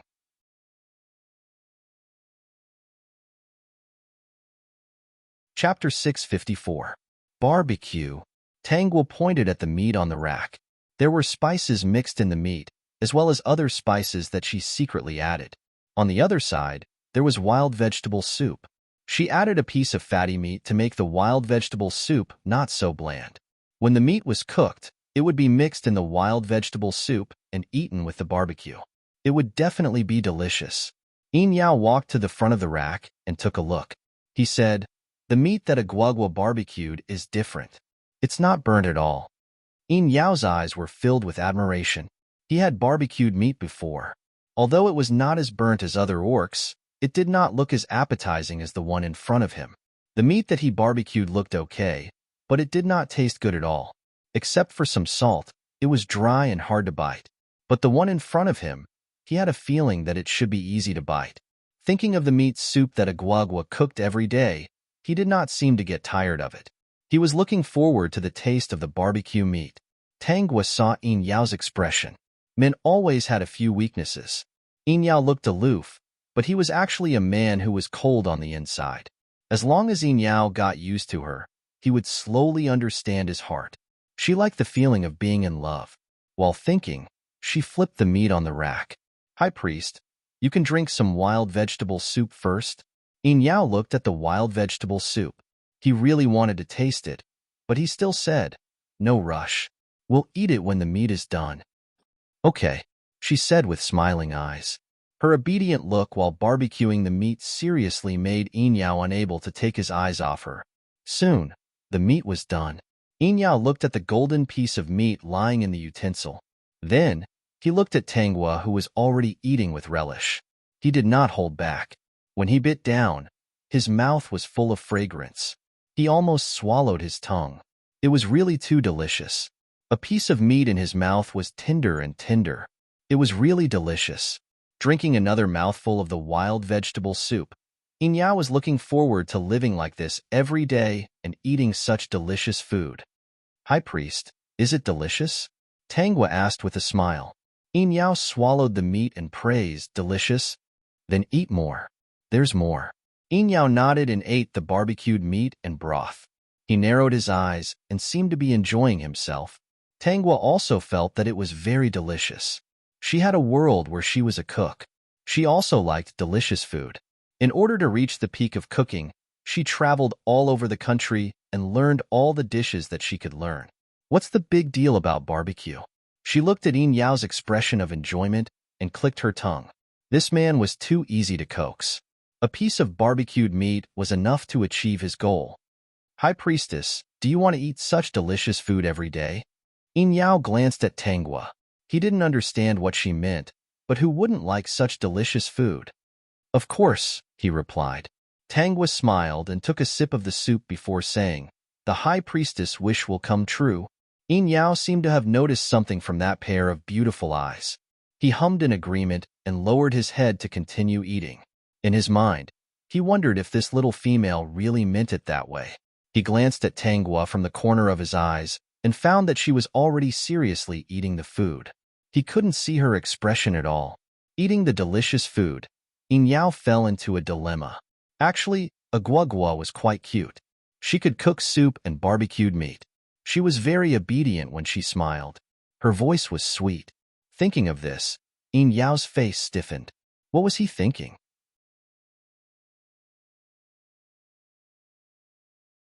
Chapter 655. Yin Yao wanted to ignore the little female's face, but her cute and obedient smiling face kept appearing in his mind. The more he tried to ignore it, the more he remembered her every action. In the end, he didn't force himself. When he looked at the little female again, he secretly made a decision. If the little female was still so close to him after a year of adulthood, it wouldn't be a bad idea to become his mate. He had been avoiding it because Hei Lang had already made it clear that he wanted to wait for a guagua to become an adult. But now he understood that he had taken a fancy to this little female. For a beast man, once he had taken a fancy to a female, he couldn't give in, unless the female wasn't willing to accept him. Or else, no matter how many males were interested in her, he had to compete. Thinking about how a guagua really became another beastman's female, he did feel a little uncomfortable. Sure enough, he had taken a fancy to this little female. What about her? Yin Yao's mind was in a mess. Was it a spur of the moment, curiosity, or did she really have the same thoughts as him? Did she like him too? He wasn't sure. High Priest, why are you looking at me? Tangwa noticed the complicated look on Yin Yao's face just now. She also noticed the look on his face when he secretly made a decision. This guy who was cold on the outside finally got it. High Priest, do you also have the illness where you feel uncomfortable when you don't look at me? Yin Yao was drinking soup. When he heard this, he almost spat it out. How could a guagua think that he had this illness? Then, Yin Yao frowned. That wasn't right. He did think that if she became another beastman's female, he would feel uncomfortable. And when he looked at her, he did feel a little comfortable. Tangwa saw that Yin Yao was in deep conflict and was overjoyed. System, the host is bullying me again because I have no memory. No, Yin Yao retorted. Wait until she became an adult. Tangwa stopped teasing him and continued asking, High Priest, I heard that you were preparing to go out and pick herbs. Yes, the beast tide is coming. I need to prepare more. I'll go with you. Yin Yao wanted to reject her, but seeing her eager look, he said, Okay, we'll go out tomorrow morning. The sky was dark, but Gan In and Ning Luo still hadn't returned. Many members of the tribe were very anxious. They were all wondering if something had happened to them. Among the female beastmen, many of them were discussing. Gaines was so powerful that he would definitely be fine. If something really happened, it must have been the weak Ning Luo who dragged Gaines down. Anyway, all the beastmen were complaining. If it wasn't for Ning Luo, Gain wouldn't be in danger. As for the male members, they were also very worried about Gain, so they didn't talk about Ning Luo. The female beastmen of this era all had a strong heart, so it was normal for them to hate Ning Luo. Males were slightly better. In their eyes, no matter how strong a female was, she was still weak and could not be compared to a male with a strong body. They didn't think that Ning Luo would implicate Gaines. They all thought that since Ning Luo was Gaines' female, Gaines would definitely risk his life to protect her. Tangwa wasn't worried at all. Ning Luo and Gaines would be fine. Even if something happened to them, it was none of her business. She turned around and went to sleep. Tomorrow morning, she still had to go pick herbs with Yin Yao. The next morning, when Tangwa woke up, she heard the noise outside.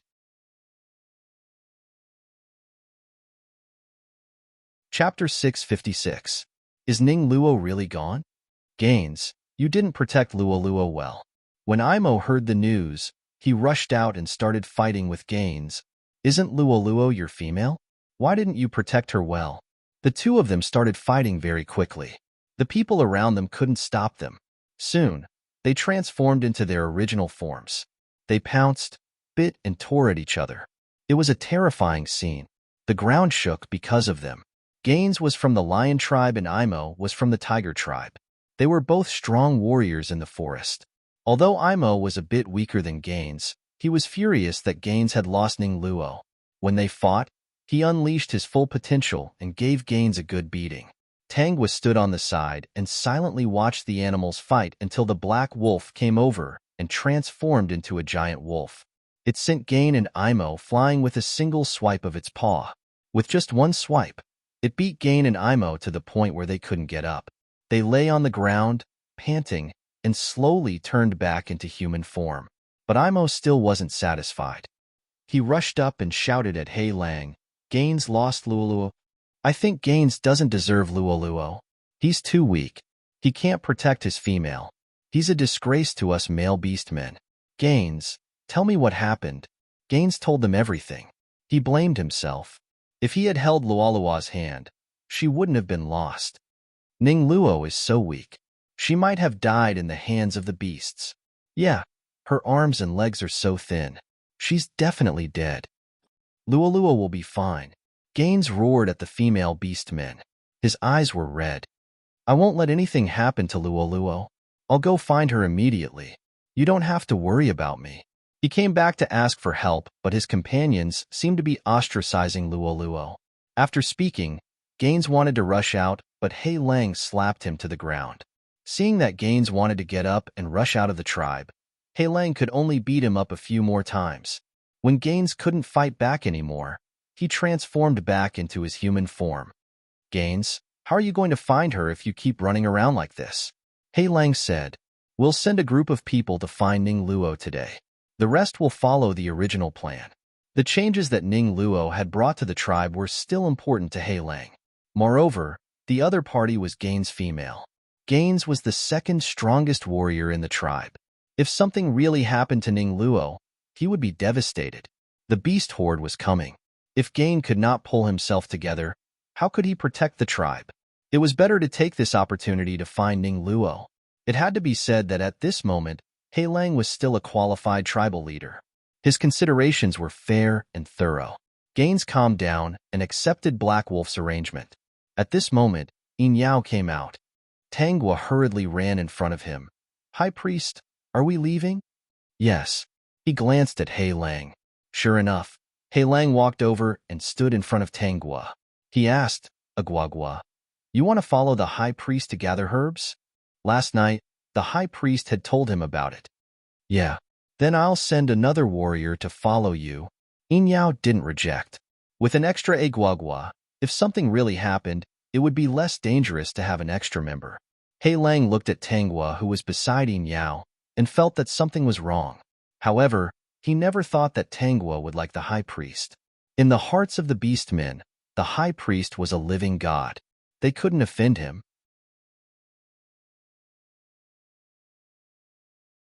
Chapter 657. Yin Yao realized that it was a good decision to bring this little girl along. Why didn't he realize that Aguagua was so smart? She could recognize the herbs he taught her and pick them herself. She was much smarter than the other beastmen in the tribe. After knowing that this little girl was smart, Yin Yao didn't hide anything. He taught Tangua how to identify the herbs while picking them. In fact, Tangua didn't need to learn, but she was Aguagua now. She was happy to be with Yin Yao like this. It was a special pleasure. At least the tribe was relatively peaceful now. When the sky darkened, they prepared to return to the tribe. Before the sky turned dark, the members who went to look for Ning Luo all came back. Even Hei Lang, who didn't want to come back, carried Gaines back and threw him into the cave. He even asked someone to watch over him in case he sneaked out at night and got into danger. For the next few days, Tangua went out with Yin Yao to pick herbs. When the members of the tribe heard that Tangua could recognize herbs, they all cheered. They thought that she was very smart and looked at her with much more respect. In their eyes, if Aguagua could learn the skills of the High Priest, it would be a good thing for the entire tribe. Every day, members went out to look for Ning Luo. Gradually, Hei Lang gave up. Only Gaines and Aimo were left. Maybe it was because Aimo was still looking for Ning Luo at this time. Gaines' attitude towards him was much better. It was because of this that Gaines didn't object when Ning Luo fell in love with Aimo in the future. He even helped Gaines integrate into the tribe. There was still no news of Ning Luo. Gaines looked lifeless. Many female beastmen in the tribe were worried, but none of them could persuade Gaines. They were even more dissatisfied with Ning Luo. It had been more than half a month. There was more than a month before the beast tide. Tangua narrowed her eyes. In a few days, Gaines should be able to find Ning Luo. She thought for a while and ran to Yin Yao's stone house. She opened the door with familiarity. She didn't need Yin Yao's permission. After all, they were already very close. Yin Yao saw her running in and seemed to be used to it. He only said, Aguagua, why are you so early today? Because I wanted to see the High Priest earlier. Yin Yao's heart skipped a beat, but he calmed down quickly. There was still a smile in his eyes. Besides this, there must be something else. High Priest, you're so smart. She sat cross-legged in front of the stone table and supported her chin with both hands. She stared at Yin Yao without blinking until Yin Yao's ears turned red. She then said, High Priest, the weather is very good. How about we go out and play? It's dangerous outside. Didn't you want to pick more herbs? Yao asked with interest, are you going to use this as an excuse to go out and play? Of course not. Tangwa took out a piece of animal skin from the animal skin bag and put it in front of Yao with a smile. When I went out to play before, I found something good in the cave. I saw the pattern drawn on it. It looks a bit like the herbs we picked. High Priest, take a look. However, the words in the beast world were similar to the oracle bone inscriptions, but they were slightly different. In order to draw some useful herbs on this piece of animal skin, she put in a lot of effort. She tried her best to use the beast world's weird words and abstract drawings.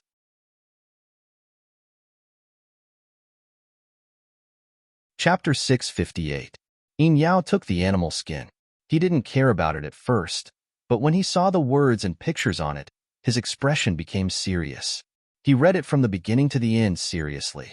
After he finished reading, there was only surprise in his eyes.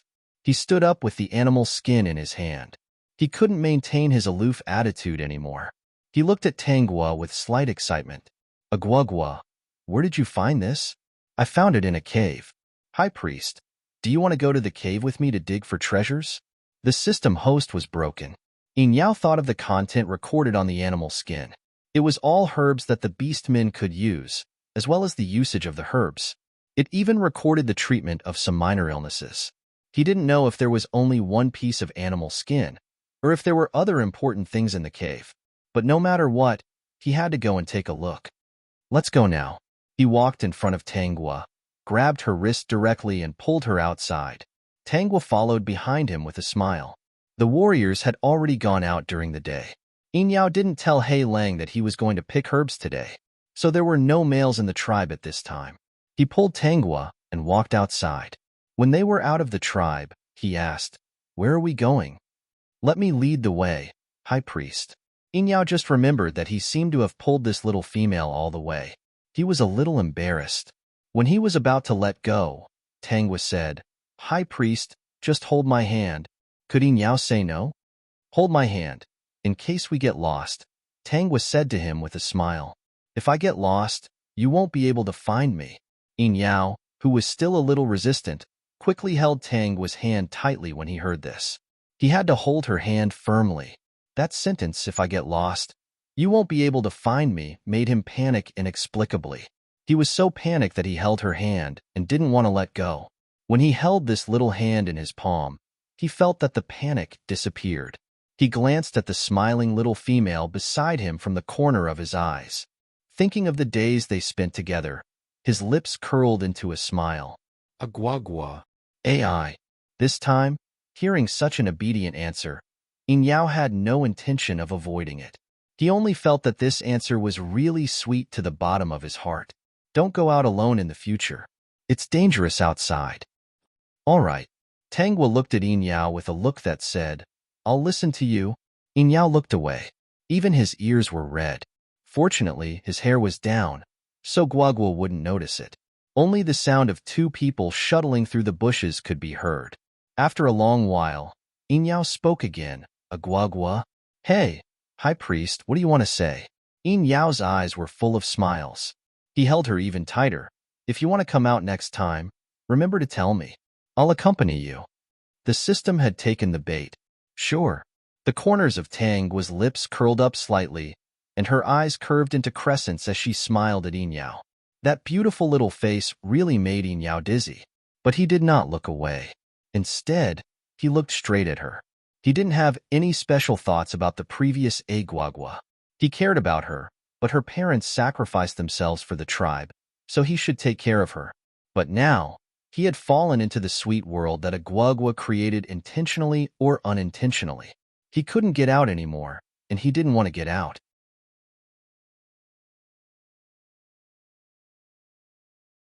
Chapter 659. That's the cave. Tangwa pointed at a cave not far away, but Yao looked at the direction she was pointing at, but he didn't see the cave she was talking about. Just when he was feeling confused, he heard Tangwa say, I used grass to cover the cave. I think there might be something else inside. I'll come again next time. Guagua is very smart. Tangwa wasn't modest at all. That's true. Yin Yao's eyes were smiling. He didn't think she was boasting. His praise was sincere. Agwa was really smart. No matter what it was, she could learn it after being taught once. He dared to say that Agwagwa's meat soup and roasted meat were the best in the entire tribe. Even Ning Luo couldn't compare. The system was a wily old fox. Tangwa brought Yin Yao to the front of the cave, waved her arm and said, "High Priest, you can let go of my hand now. I won't get lost here." She said it as if he was the one who insisted on holding her hand. Yin Yao let go of her hand. The warm little hand left his palm. He felt a little disappointed. All right, he had to admit, he really wanted to keep holding this little hand and not let go. Tangwa pushed the grass aside. There was indeed a cave as tall as a person. Looking in from the entrance of the cave, she could see that the space inside was still quite big. She smiled as she looked at the cave. In order to dig out this cave, she had spent a lot of effort. There was no spiritual energy in this world that could be used for cultivation, so she could only rely on some of the things she had collected in the system space and do it herself. Next time when she transmigrated to the modern world, she should buy a few excavators. It would save her the trouble of digging a cave. The system host was afraid that she was a demon. She might as well read another Lanxiang. "High Priest, let's go in." Tangwa climbed in first. She was the one who dug this hole, so she knew very well whether there was any danger inside or not. Yin Yao didn't even have time to stop her. He could only quickly climb into the cave with her. After entering the cave, they realized that the space inside was even bigger than it looked from the outside. Yin Yao looked at the cave and fell into deep thought. This was a very secretive place, and it could be considered a safe place. If the members of the tribe were to hide in the cave during the beast tide, and then seal the entrance outside, he was not sure if it would work. Tangwa saw Yin Yao's eyes and knew what he was thinking. She didn't want to fight with those wild beasts when the time came. She definitely needed to find a safe place before she could think of a way to get out of this cave. Of course, this was not the only purpose. The second purpose was that she wanted to give him something that was of interest to Yin Yao. The time was getting closer and closer. She needed to think more. The system thought that the great host had forgotten to plot when she was in love. It turned out that she was plotting while she was in love. She was really capable. Didn't her brain get tired? The cave was only as tall as a person, and it was only enough for one person to pass through. Therefore, the light in the cave was very dim. The two of them groped around and searched around. Yin Yao searched more carefully, as expected. He quickly found some animal skins, as well as some unusual things. He kept them all. In the end, he actually touched a loose rock on one of the walls of the cave. He pushed it lightly, and the rock actually fell down. He quickly retreated, not forgetting to pull Tangwa behind him to protect her. Tangwa was very satisfied with Yin Yao's reaction. She hugged his arm and asked, "What happened?" The system was a drama queen.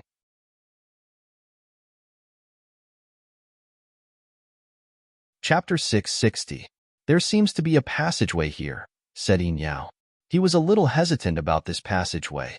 He didn't know if there would be any danger inside. If he was alone, he would definitely go in without hesitation. But now, he had a guagua by his side. If there was any danger, he didn't know if he could protect her. She wasn't an adult yet. Even if her strength was not bad, she still couldn't be compared to an adult orc. Then let's go and take a look. See if there's anything good. Before Yin Yao could answer, he was pulled into the passageway by Tangwa. "High Priest, let's go." "Aguagua, there might be danger inside." "I'm not afraid." Yin Yao was speechless. He was afraid. He was afraid that he couldn't protect her. "High Priest, don't dawdle. What if there's something good inside?" Tangwa didn't care. She still left something good inside. How could they not go in? In the end, Yin Yao was still pulled into the passageway by Tangwa. This time, he didn't need Tangwa to say anything and held her. In the end, he thought that it would be easy to break apart if he held her, so he just held her small body in his arms.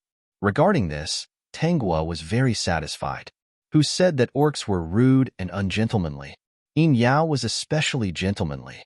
He was smart and knew what to do at this time.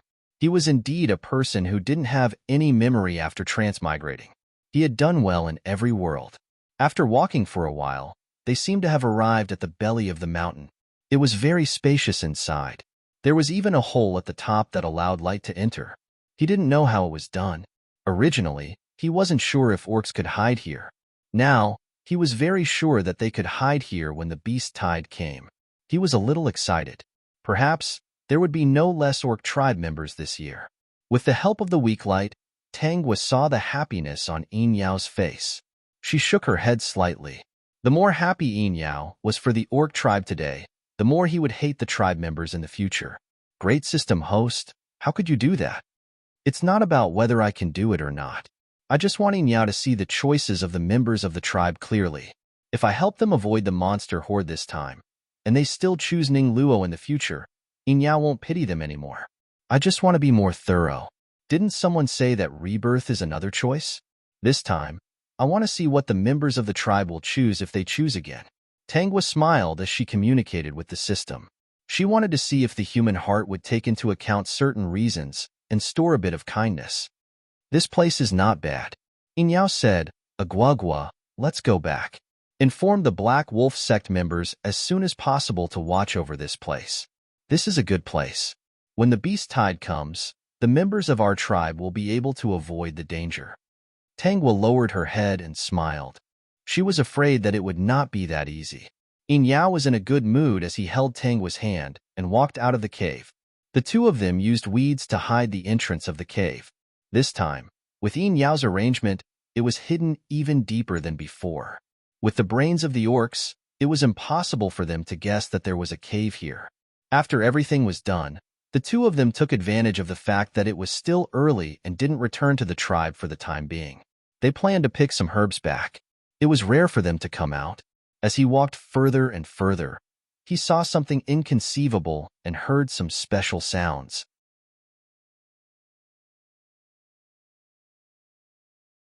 Chapter 661. Hearing this voice, Yin Yao, who was squatting at the bottom of the cliff to pick herbs, froze. He subconsciously glanced at Tangwa and found that she was looking in a certain direction with great interest. His face darkened immediately. Agwagwa. Hey, High Priest, what's the matter? Let's go. Tangwa didn't want to. She didn't expect to meet Ning Luo here by coincidence. Moreover, it was when Ning Luo was playing with Shuang Dingding. How could she not go and enjoy herself? High Priestess, that voice sounds familiar. Tangwa pretended not to understand what was going on over there. The reason why she was looking over there with interest was because the grass over there was a bit deep. Not only were there strange sounds coming from the grass, but the grass was also swaying. There was no wind around, so she couldn't help but look at it with interest. Was she curious? The system didn't want to say anything. High Priest, let's go and take a look. Tangwa pulled Yin Yao's hand. Of course, Yin Yao didn't want to go over. He pulled Tangwa into his arms and whispered, Don't go and disturb them. Ah, what do you mean disturb? I'm just saying hello. Tangwa smiled. I think that female's voice sounds familiar. High Priest, are you sure you don't want to go and take a look? Yin Yao didn't look too good, Agwagwa. You can't go over at this time. Why? Yin Yao had no choice but to whisper in her ear, They're mating. If we go over at this time, we'll anger the male. He'll think that we're going to fight for his female and attack us. Then let's take a peek. High Priest, I still think that we know that female. Tangwa saw that Yin Yao really didn't want to go, so she patted her head and said, Ah, I remember now. High Priest, I think that voice sounds like Ning Luo's. After saying that, Yin Yao hesitated. If it was really Ning Luo, they should go and confirm it. After thinking for a while, he hugged Tangwa tightly, as if he didn't want her to go over. Then let's wait first. We'll go after they're done. Okay. Actually, she didn't really want to see. There was nothing to see. After that, the fight in the underbrush became more and more intense. The little grass fell down because of the two people's torment. The two people were really crazy. Maybe he thought that there was no one here, so he released the craziest nature of human and beast. Tangwa listened with great interest, while Yin Yao's expression became unnatural. Moreover, listening to that voice, his mind was actually thinking about the little female in his arms. Then, his face stiffened and he hurriedly chased the wild thoughts out of his mind. Agwagwa was still underage. Tangwa smiled and communicated with the system. Do snakes really have double penises? It should be. Isn't it written in the book? Can words and live broadcasts be the same? Tangwa propped up her chin. I'm a little curious. How did Ningluo accept it? How does he use his double penis? Host, do you want me to record it for you? When you have time, you can slowly watch it. Tangwa glanced at Yin Yao's unnatural expression from the corner of her eyes. At this moment, the aloofness on him had completely disappeared. He looked even cuter. She said, no need. What's there to be curious about? Yin Yao is still better looking. System, sigh. All right, he still wanted to show off his skills. High Priest, what's wrong? Tangwa smiled and asked, have you mated with a female before? What kind of question was Yin Yao ?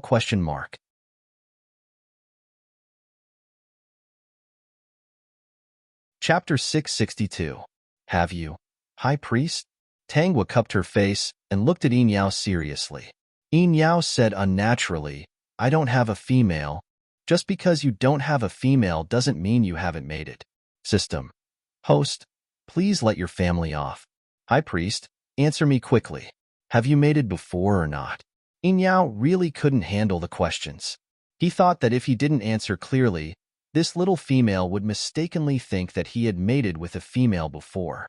Thinking of this, he gritted his teeth and answered with a tense face. No. Oh, High Priest, so you haven't mated with a female before. Then do you want to mate with a female? Yin Yao's face was about to crack. Agwagwa. Sigh. He looked at this little face of Ku. She was obviously very obedient, but why did the questions she asked make things difficult for him? He hugged Tangwa and said in a deep voice, don't ask such boring questions in the future. All right. Tangwa glanced at him and shifted her gaze to the swaying bushes in the distance. She stared at them without blinking and stopped talking to Yin Yao. Yin Yao was a little confused now. Did he say something harsh and provoke her? Was she angry? Thinking of the questions she asked, Yin Yao was a little confused. How could she ask such questions so directly? He was different from the group of boorish orcs in the tribe. Agwagwa. But she stopped talking and was quiet for a while. He really wasn't used to it. The voices over there were very noisy, but he only felt that when she stopped talking, the whole world was quiet. He didn't like this kind of silence and couldn't help but call out. I didn't think about it before. Yin Yao answered with a sullen face. His bottom line was defeated by Agwagwa. Tangwa turned around and looked at him with a confused face. High Priest, are you calling me? Yes. Yin Yao nodded. Agwagwa. High Priest, what do you want to say? Tangwa didn't show any expression on her little face. She looked like she was really angry. This made Yin Yao even more confused. His little female was really angry. How could he coax her? Yin Yao gritted his teeth and leaned close to her ear. He was stunned for a moment. Why was Agwagwa's fragrance so fragrant? He often heard the male orcs in the tribe talking about how many female orcs had body odor. They didn't hate that kind of body odor, but he was sure that the body odor they were talking about was definitely not the fragrance of flowers. High Priest, what do you want to say? Yin Yao realized that she really stopped smiling. He took a deep breath and said, I never thought about it before. You haven't thought about anything? Tangwa pretended not to know, but in her heart, she was already laughing wildly. It was too funny, really funny. Yin Yao had no choice. His face was filled with helplessness. He hugged her tightly and said in an especially low voice, I've never thought about mating with a female. His voice was very emotional. When it rang in Tangwa's ears, it was like something was tickling her heart. Oh, I see. Tangwa put on a smiling face, which made Yin Yao feel relieved. Before he could relax, he heard Tangwa ask again, then High Priest, have you thought about it now? When he heard this question, Yin Yao's face froze. He didn't understand why he told Agwagwa that he never thought about it before. Wasn't it obvious that he wanted her to ask the latter part of the story? High Priest? Yin Yao looked at the little female who was looking at him eagerly. He thought that since he had already said such despicable words, it wouldn't matter if he answered again. Yes. Unexpectedly, it was exactly what he wanted. Tangwa's eyes lit up. That expression made Yin Yao feel uneasy. He heard her ask, Who are you thinking about?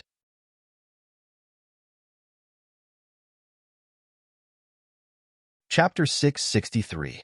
Yin Yao's ears were already red. If he didn't try to control himself, his face would have turned red as well. Just as he was hesitating if he should tell the truth, Tangwa turned her head to the other side and spoke. High Priest, they seem to have finished. Yin Yao looked over as well. Xiao Chao was no longer swaying, and the seductive voice had also stopped. I wonder if it's Ning Luo. Tangwa's back was facing Yin Yao. She had an amused smile on her face. Flirting a little was enough. Don't scare her away. The system was so naughty. Yin Yao pressed his palm on the back of Tangwa's head. The two of them secretly hid in the bushes and stared ahead. Soon, they saw a tall, strong, and handsome beast man standing up. He was carrying Ning Luo, whose face was red and looked weak. They looked at each other. Tangwa whispered, "It's really him." Yin Yao didn't say anything. Vigo was probably still immersed in the beauty from before. He had a happy smile on his face as he carried Ning Luo and left. After their figures disappeared, Tangwa and Yin Yao stood up. High Priest, let's go back. Yin Yao came back to his senses and nodded. Now that he knew Ning Luo was fine, he wasn't optimistic. With Gain's personality, if he knew that Ning Luo had another beastman's female, he would definitely challenge the other party. He held Tangwa's hand and slowly walked towards the direction of the tribe. At the same time, he was wondering if he should tell Gain about this. Tangwa smiled and communicated with the system. Yin Yao is worrying too much. Gain will meet Ning Luo soon. The system was shocked. It flipped through the plot and sorted out the plot seriously. When it saw a few places and scenes described, it felt like it was fucked. It turned out that Gain saw Vigo carrying Ning Luo back to the residence today. At that time, Ning Luo was still weak and her face was red. Everyone knew what happened. The two beastmen naturally couldn't help but fight in such a hellish situation. In the end, it was Ning Luo who calmed their anger. Then, Ning Luo blamed himself and became thinner and thinner. The two beastmen couldn't stand it anymore and slowly compromised, deciding to share a beautiful Ning Luo.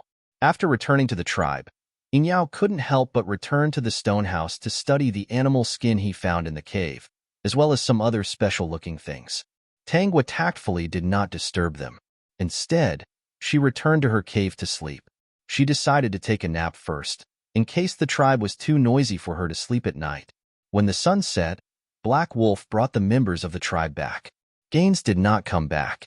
Recently, he had been looking for Ning Luo, so he did not go out to hunt with them. Not long after Hei Lang returned, he was called over by Yin Yao. Tangwa was sitting at the entrance of the cave. She could clearly see Hei Lang walking out of the stone house.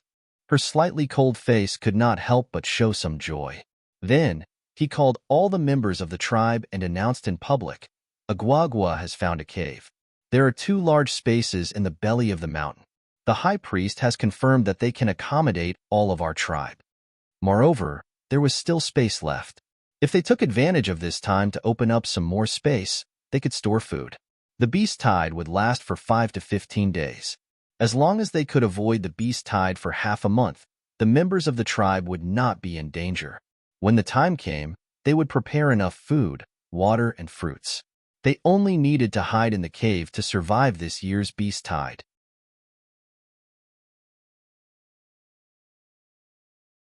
Chapter 664.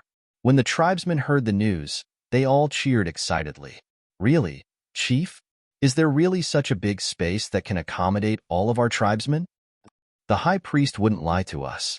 Yin Yao stood at the side and quickly added, You should thank Agwagwa. She was the one who found this cave. Agwagwa is really amazing. Yes, Agwagwa can actually find such a good place. Agwagwa is the smartest female. The tribesmen were full of praises. Tangwa stood beside Yin Yao with a faint smile on her face. She didn't say anything and looked high and mighty. No one found it strange. Agwagwa was smart, but she was also really arrogant. Other than Ollie, she didn't like to play with the other tribesmen. The orc's reason for this was that Agwagwa lost her parents when she was young. She was a loner, so they didn't mind. Because of this good news, the tribesmen set up a fire that night. Now that they were used to cooking meat soup every day, they weren't so afraid of fire anymore. They set up a fire and roasted the meat of the wild beasts on the fire. The delicious smell filled the entire tribe. At this time, They were so excited that they forgot that Jin hadn't returned yet. As night fell, the orcs of the Lado tribe stood in a circle around the fire. The female orcs put on their most beautiful animal skin dresses and wore their most beautiful animal bone necklaces. The male orcs also surrounded the newest and cleanest animal skin and jumped around the fire happily. They sang a strange tune. It wasn't like what Tangwa heard in the modern world, nor was it like what she heard in the ancient world. The tune of these songs was perturbed. It sounded simple, but it was difficult to sing it accurately. Luckily, these orcs seemed to be born with the ability to understand such songs. No matter if they were young orcs or adult orcs, they could all hum it. They partied until midnight before excitedly returning to their respective residences to rest. The chief said that they still had to occupy the cave tomorrow. The extra food stored in the tribe also had to be moved there. There was only a little more than a month left before the beast tide. The tribesmen who used to be worried every day all went to sleep with smiles on their faces tonight. Early in the morning, Tangwa heard the noise outside. She just opened her eyes when Ali's voice sounded at the entrance of the cave. Agwagwa, Agwagwa, come out and move your things. Tangwa came to the door and saw Olga happily holding a lot of jerky. Of course, her attention was attracted by the two male orcs beside Olga. When she saw the two male orcs, she was surprised. Using the modern aesthetic standards, the two male orcs had outstanding figures and appearances. However, in this era, it was undoubtedly the type that was least welcomed by females. Agwagwa, this is my male. Why are you staring at him? Olga pouted. If you want to find two, I'll accompany you to other tribes after we move. They're already mine. Olga pointed at herself, and then at the two tall and handsome male orcs beside her. Agwagwa, don't be fooled by their thin and weak looks. I saw with my own eyes that they killed a wild beast in just a short while when they joined forces. They are very powerful. The one on the right is Mill, and the one on the left is Mick. Olga introduced her to Tangwa, and then said to the two of them, Agwagwa, my good friend and the smartest female beast man.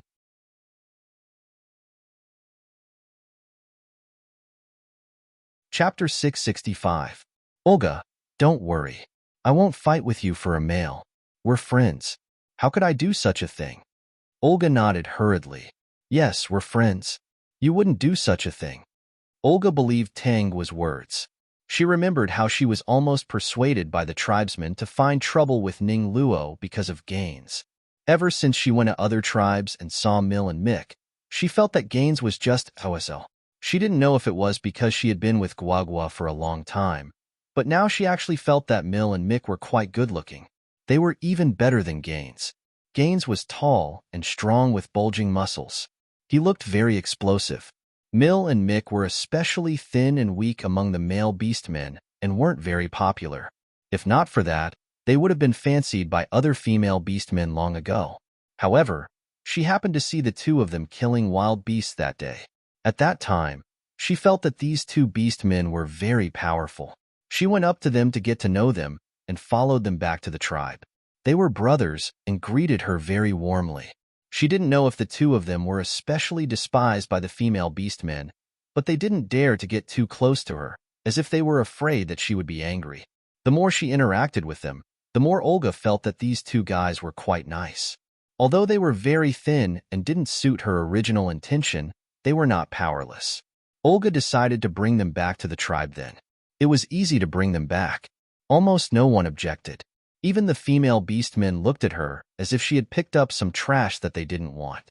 On the other hand, the male beastmen were happy for Mill and Mick. Some even patted them on the shoulder and smiled. You finally have a female. They said it as if no one wanted them. Olga patted her head. No one wanted them, right? On the way back, these two guys were much warmer to her. They were very careful at the start, but now they were especially close to her. No matter where she went, they would follow her. No matter what she wanted, they would do it immediately. Olga thought about Gaines. Gaines had always been cold to her. She had always been the one who stuck close to him and treated him well. She liked Mill and Mick even more. After returning to the tribe, she heard that Guagua had found a cave to hide in and the tribesmen were preparing to move. She was so happy that she couldn't help but introduce her spouse to her best friend. Miller, you can carry my things. Mick, You can help Agwagwa. Olga was very generous and let Mick help Tangwa. Mick quickly nodded. Yes, my Ollie. Olga smiled happily. When I'm done, I'll cook some meat soup for you. I've collected a lot of animal skins. When I'm free, I'll sew some for you to wear during the cold weather. Mikkel and Mill looked at each other, and their gazes grew warmer and warmer. Their eyes were glued to Olga's body. Their females were so nice. Ever since they were young, they had been despised. When they reached adulthood, no females were willing to accept them. Even if they could defeat other males, those females would think that they were too ugly and reject them. They also did not believe that they were really powerful. Their Olga was different. Olga never looked at them with disdain. Ever since they met Olga, they only felt that the sun was especially warm, and they had the energy to do anything. When Ali asked them to go with her, they did not hesitate. When they heard that Ali was going to cook broth and sew clothes for them, their faces were filled with silly smiles. You're tuning in to the Romance Rendezvous YouTube channel. We're so grateful for your support, and don't forget to subscribe to join us on this incredible journey through captivating stories. Your generosity through donations truly makes a world of difference, as it's the primary source of revenue that allows me to expand and enhance this channel for you. Thank you from the bottom of my heart for being a part of this adventure.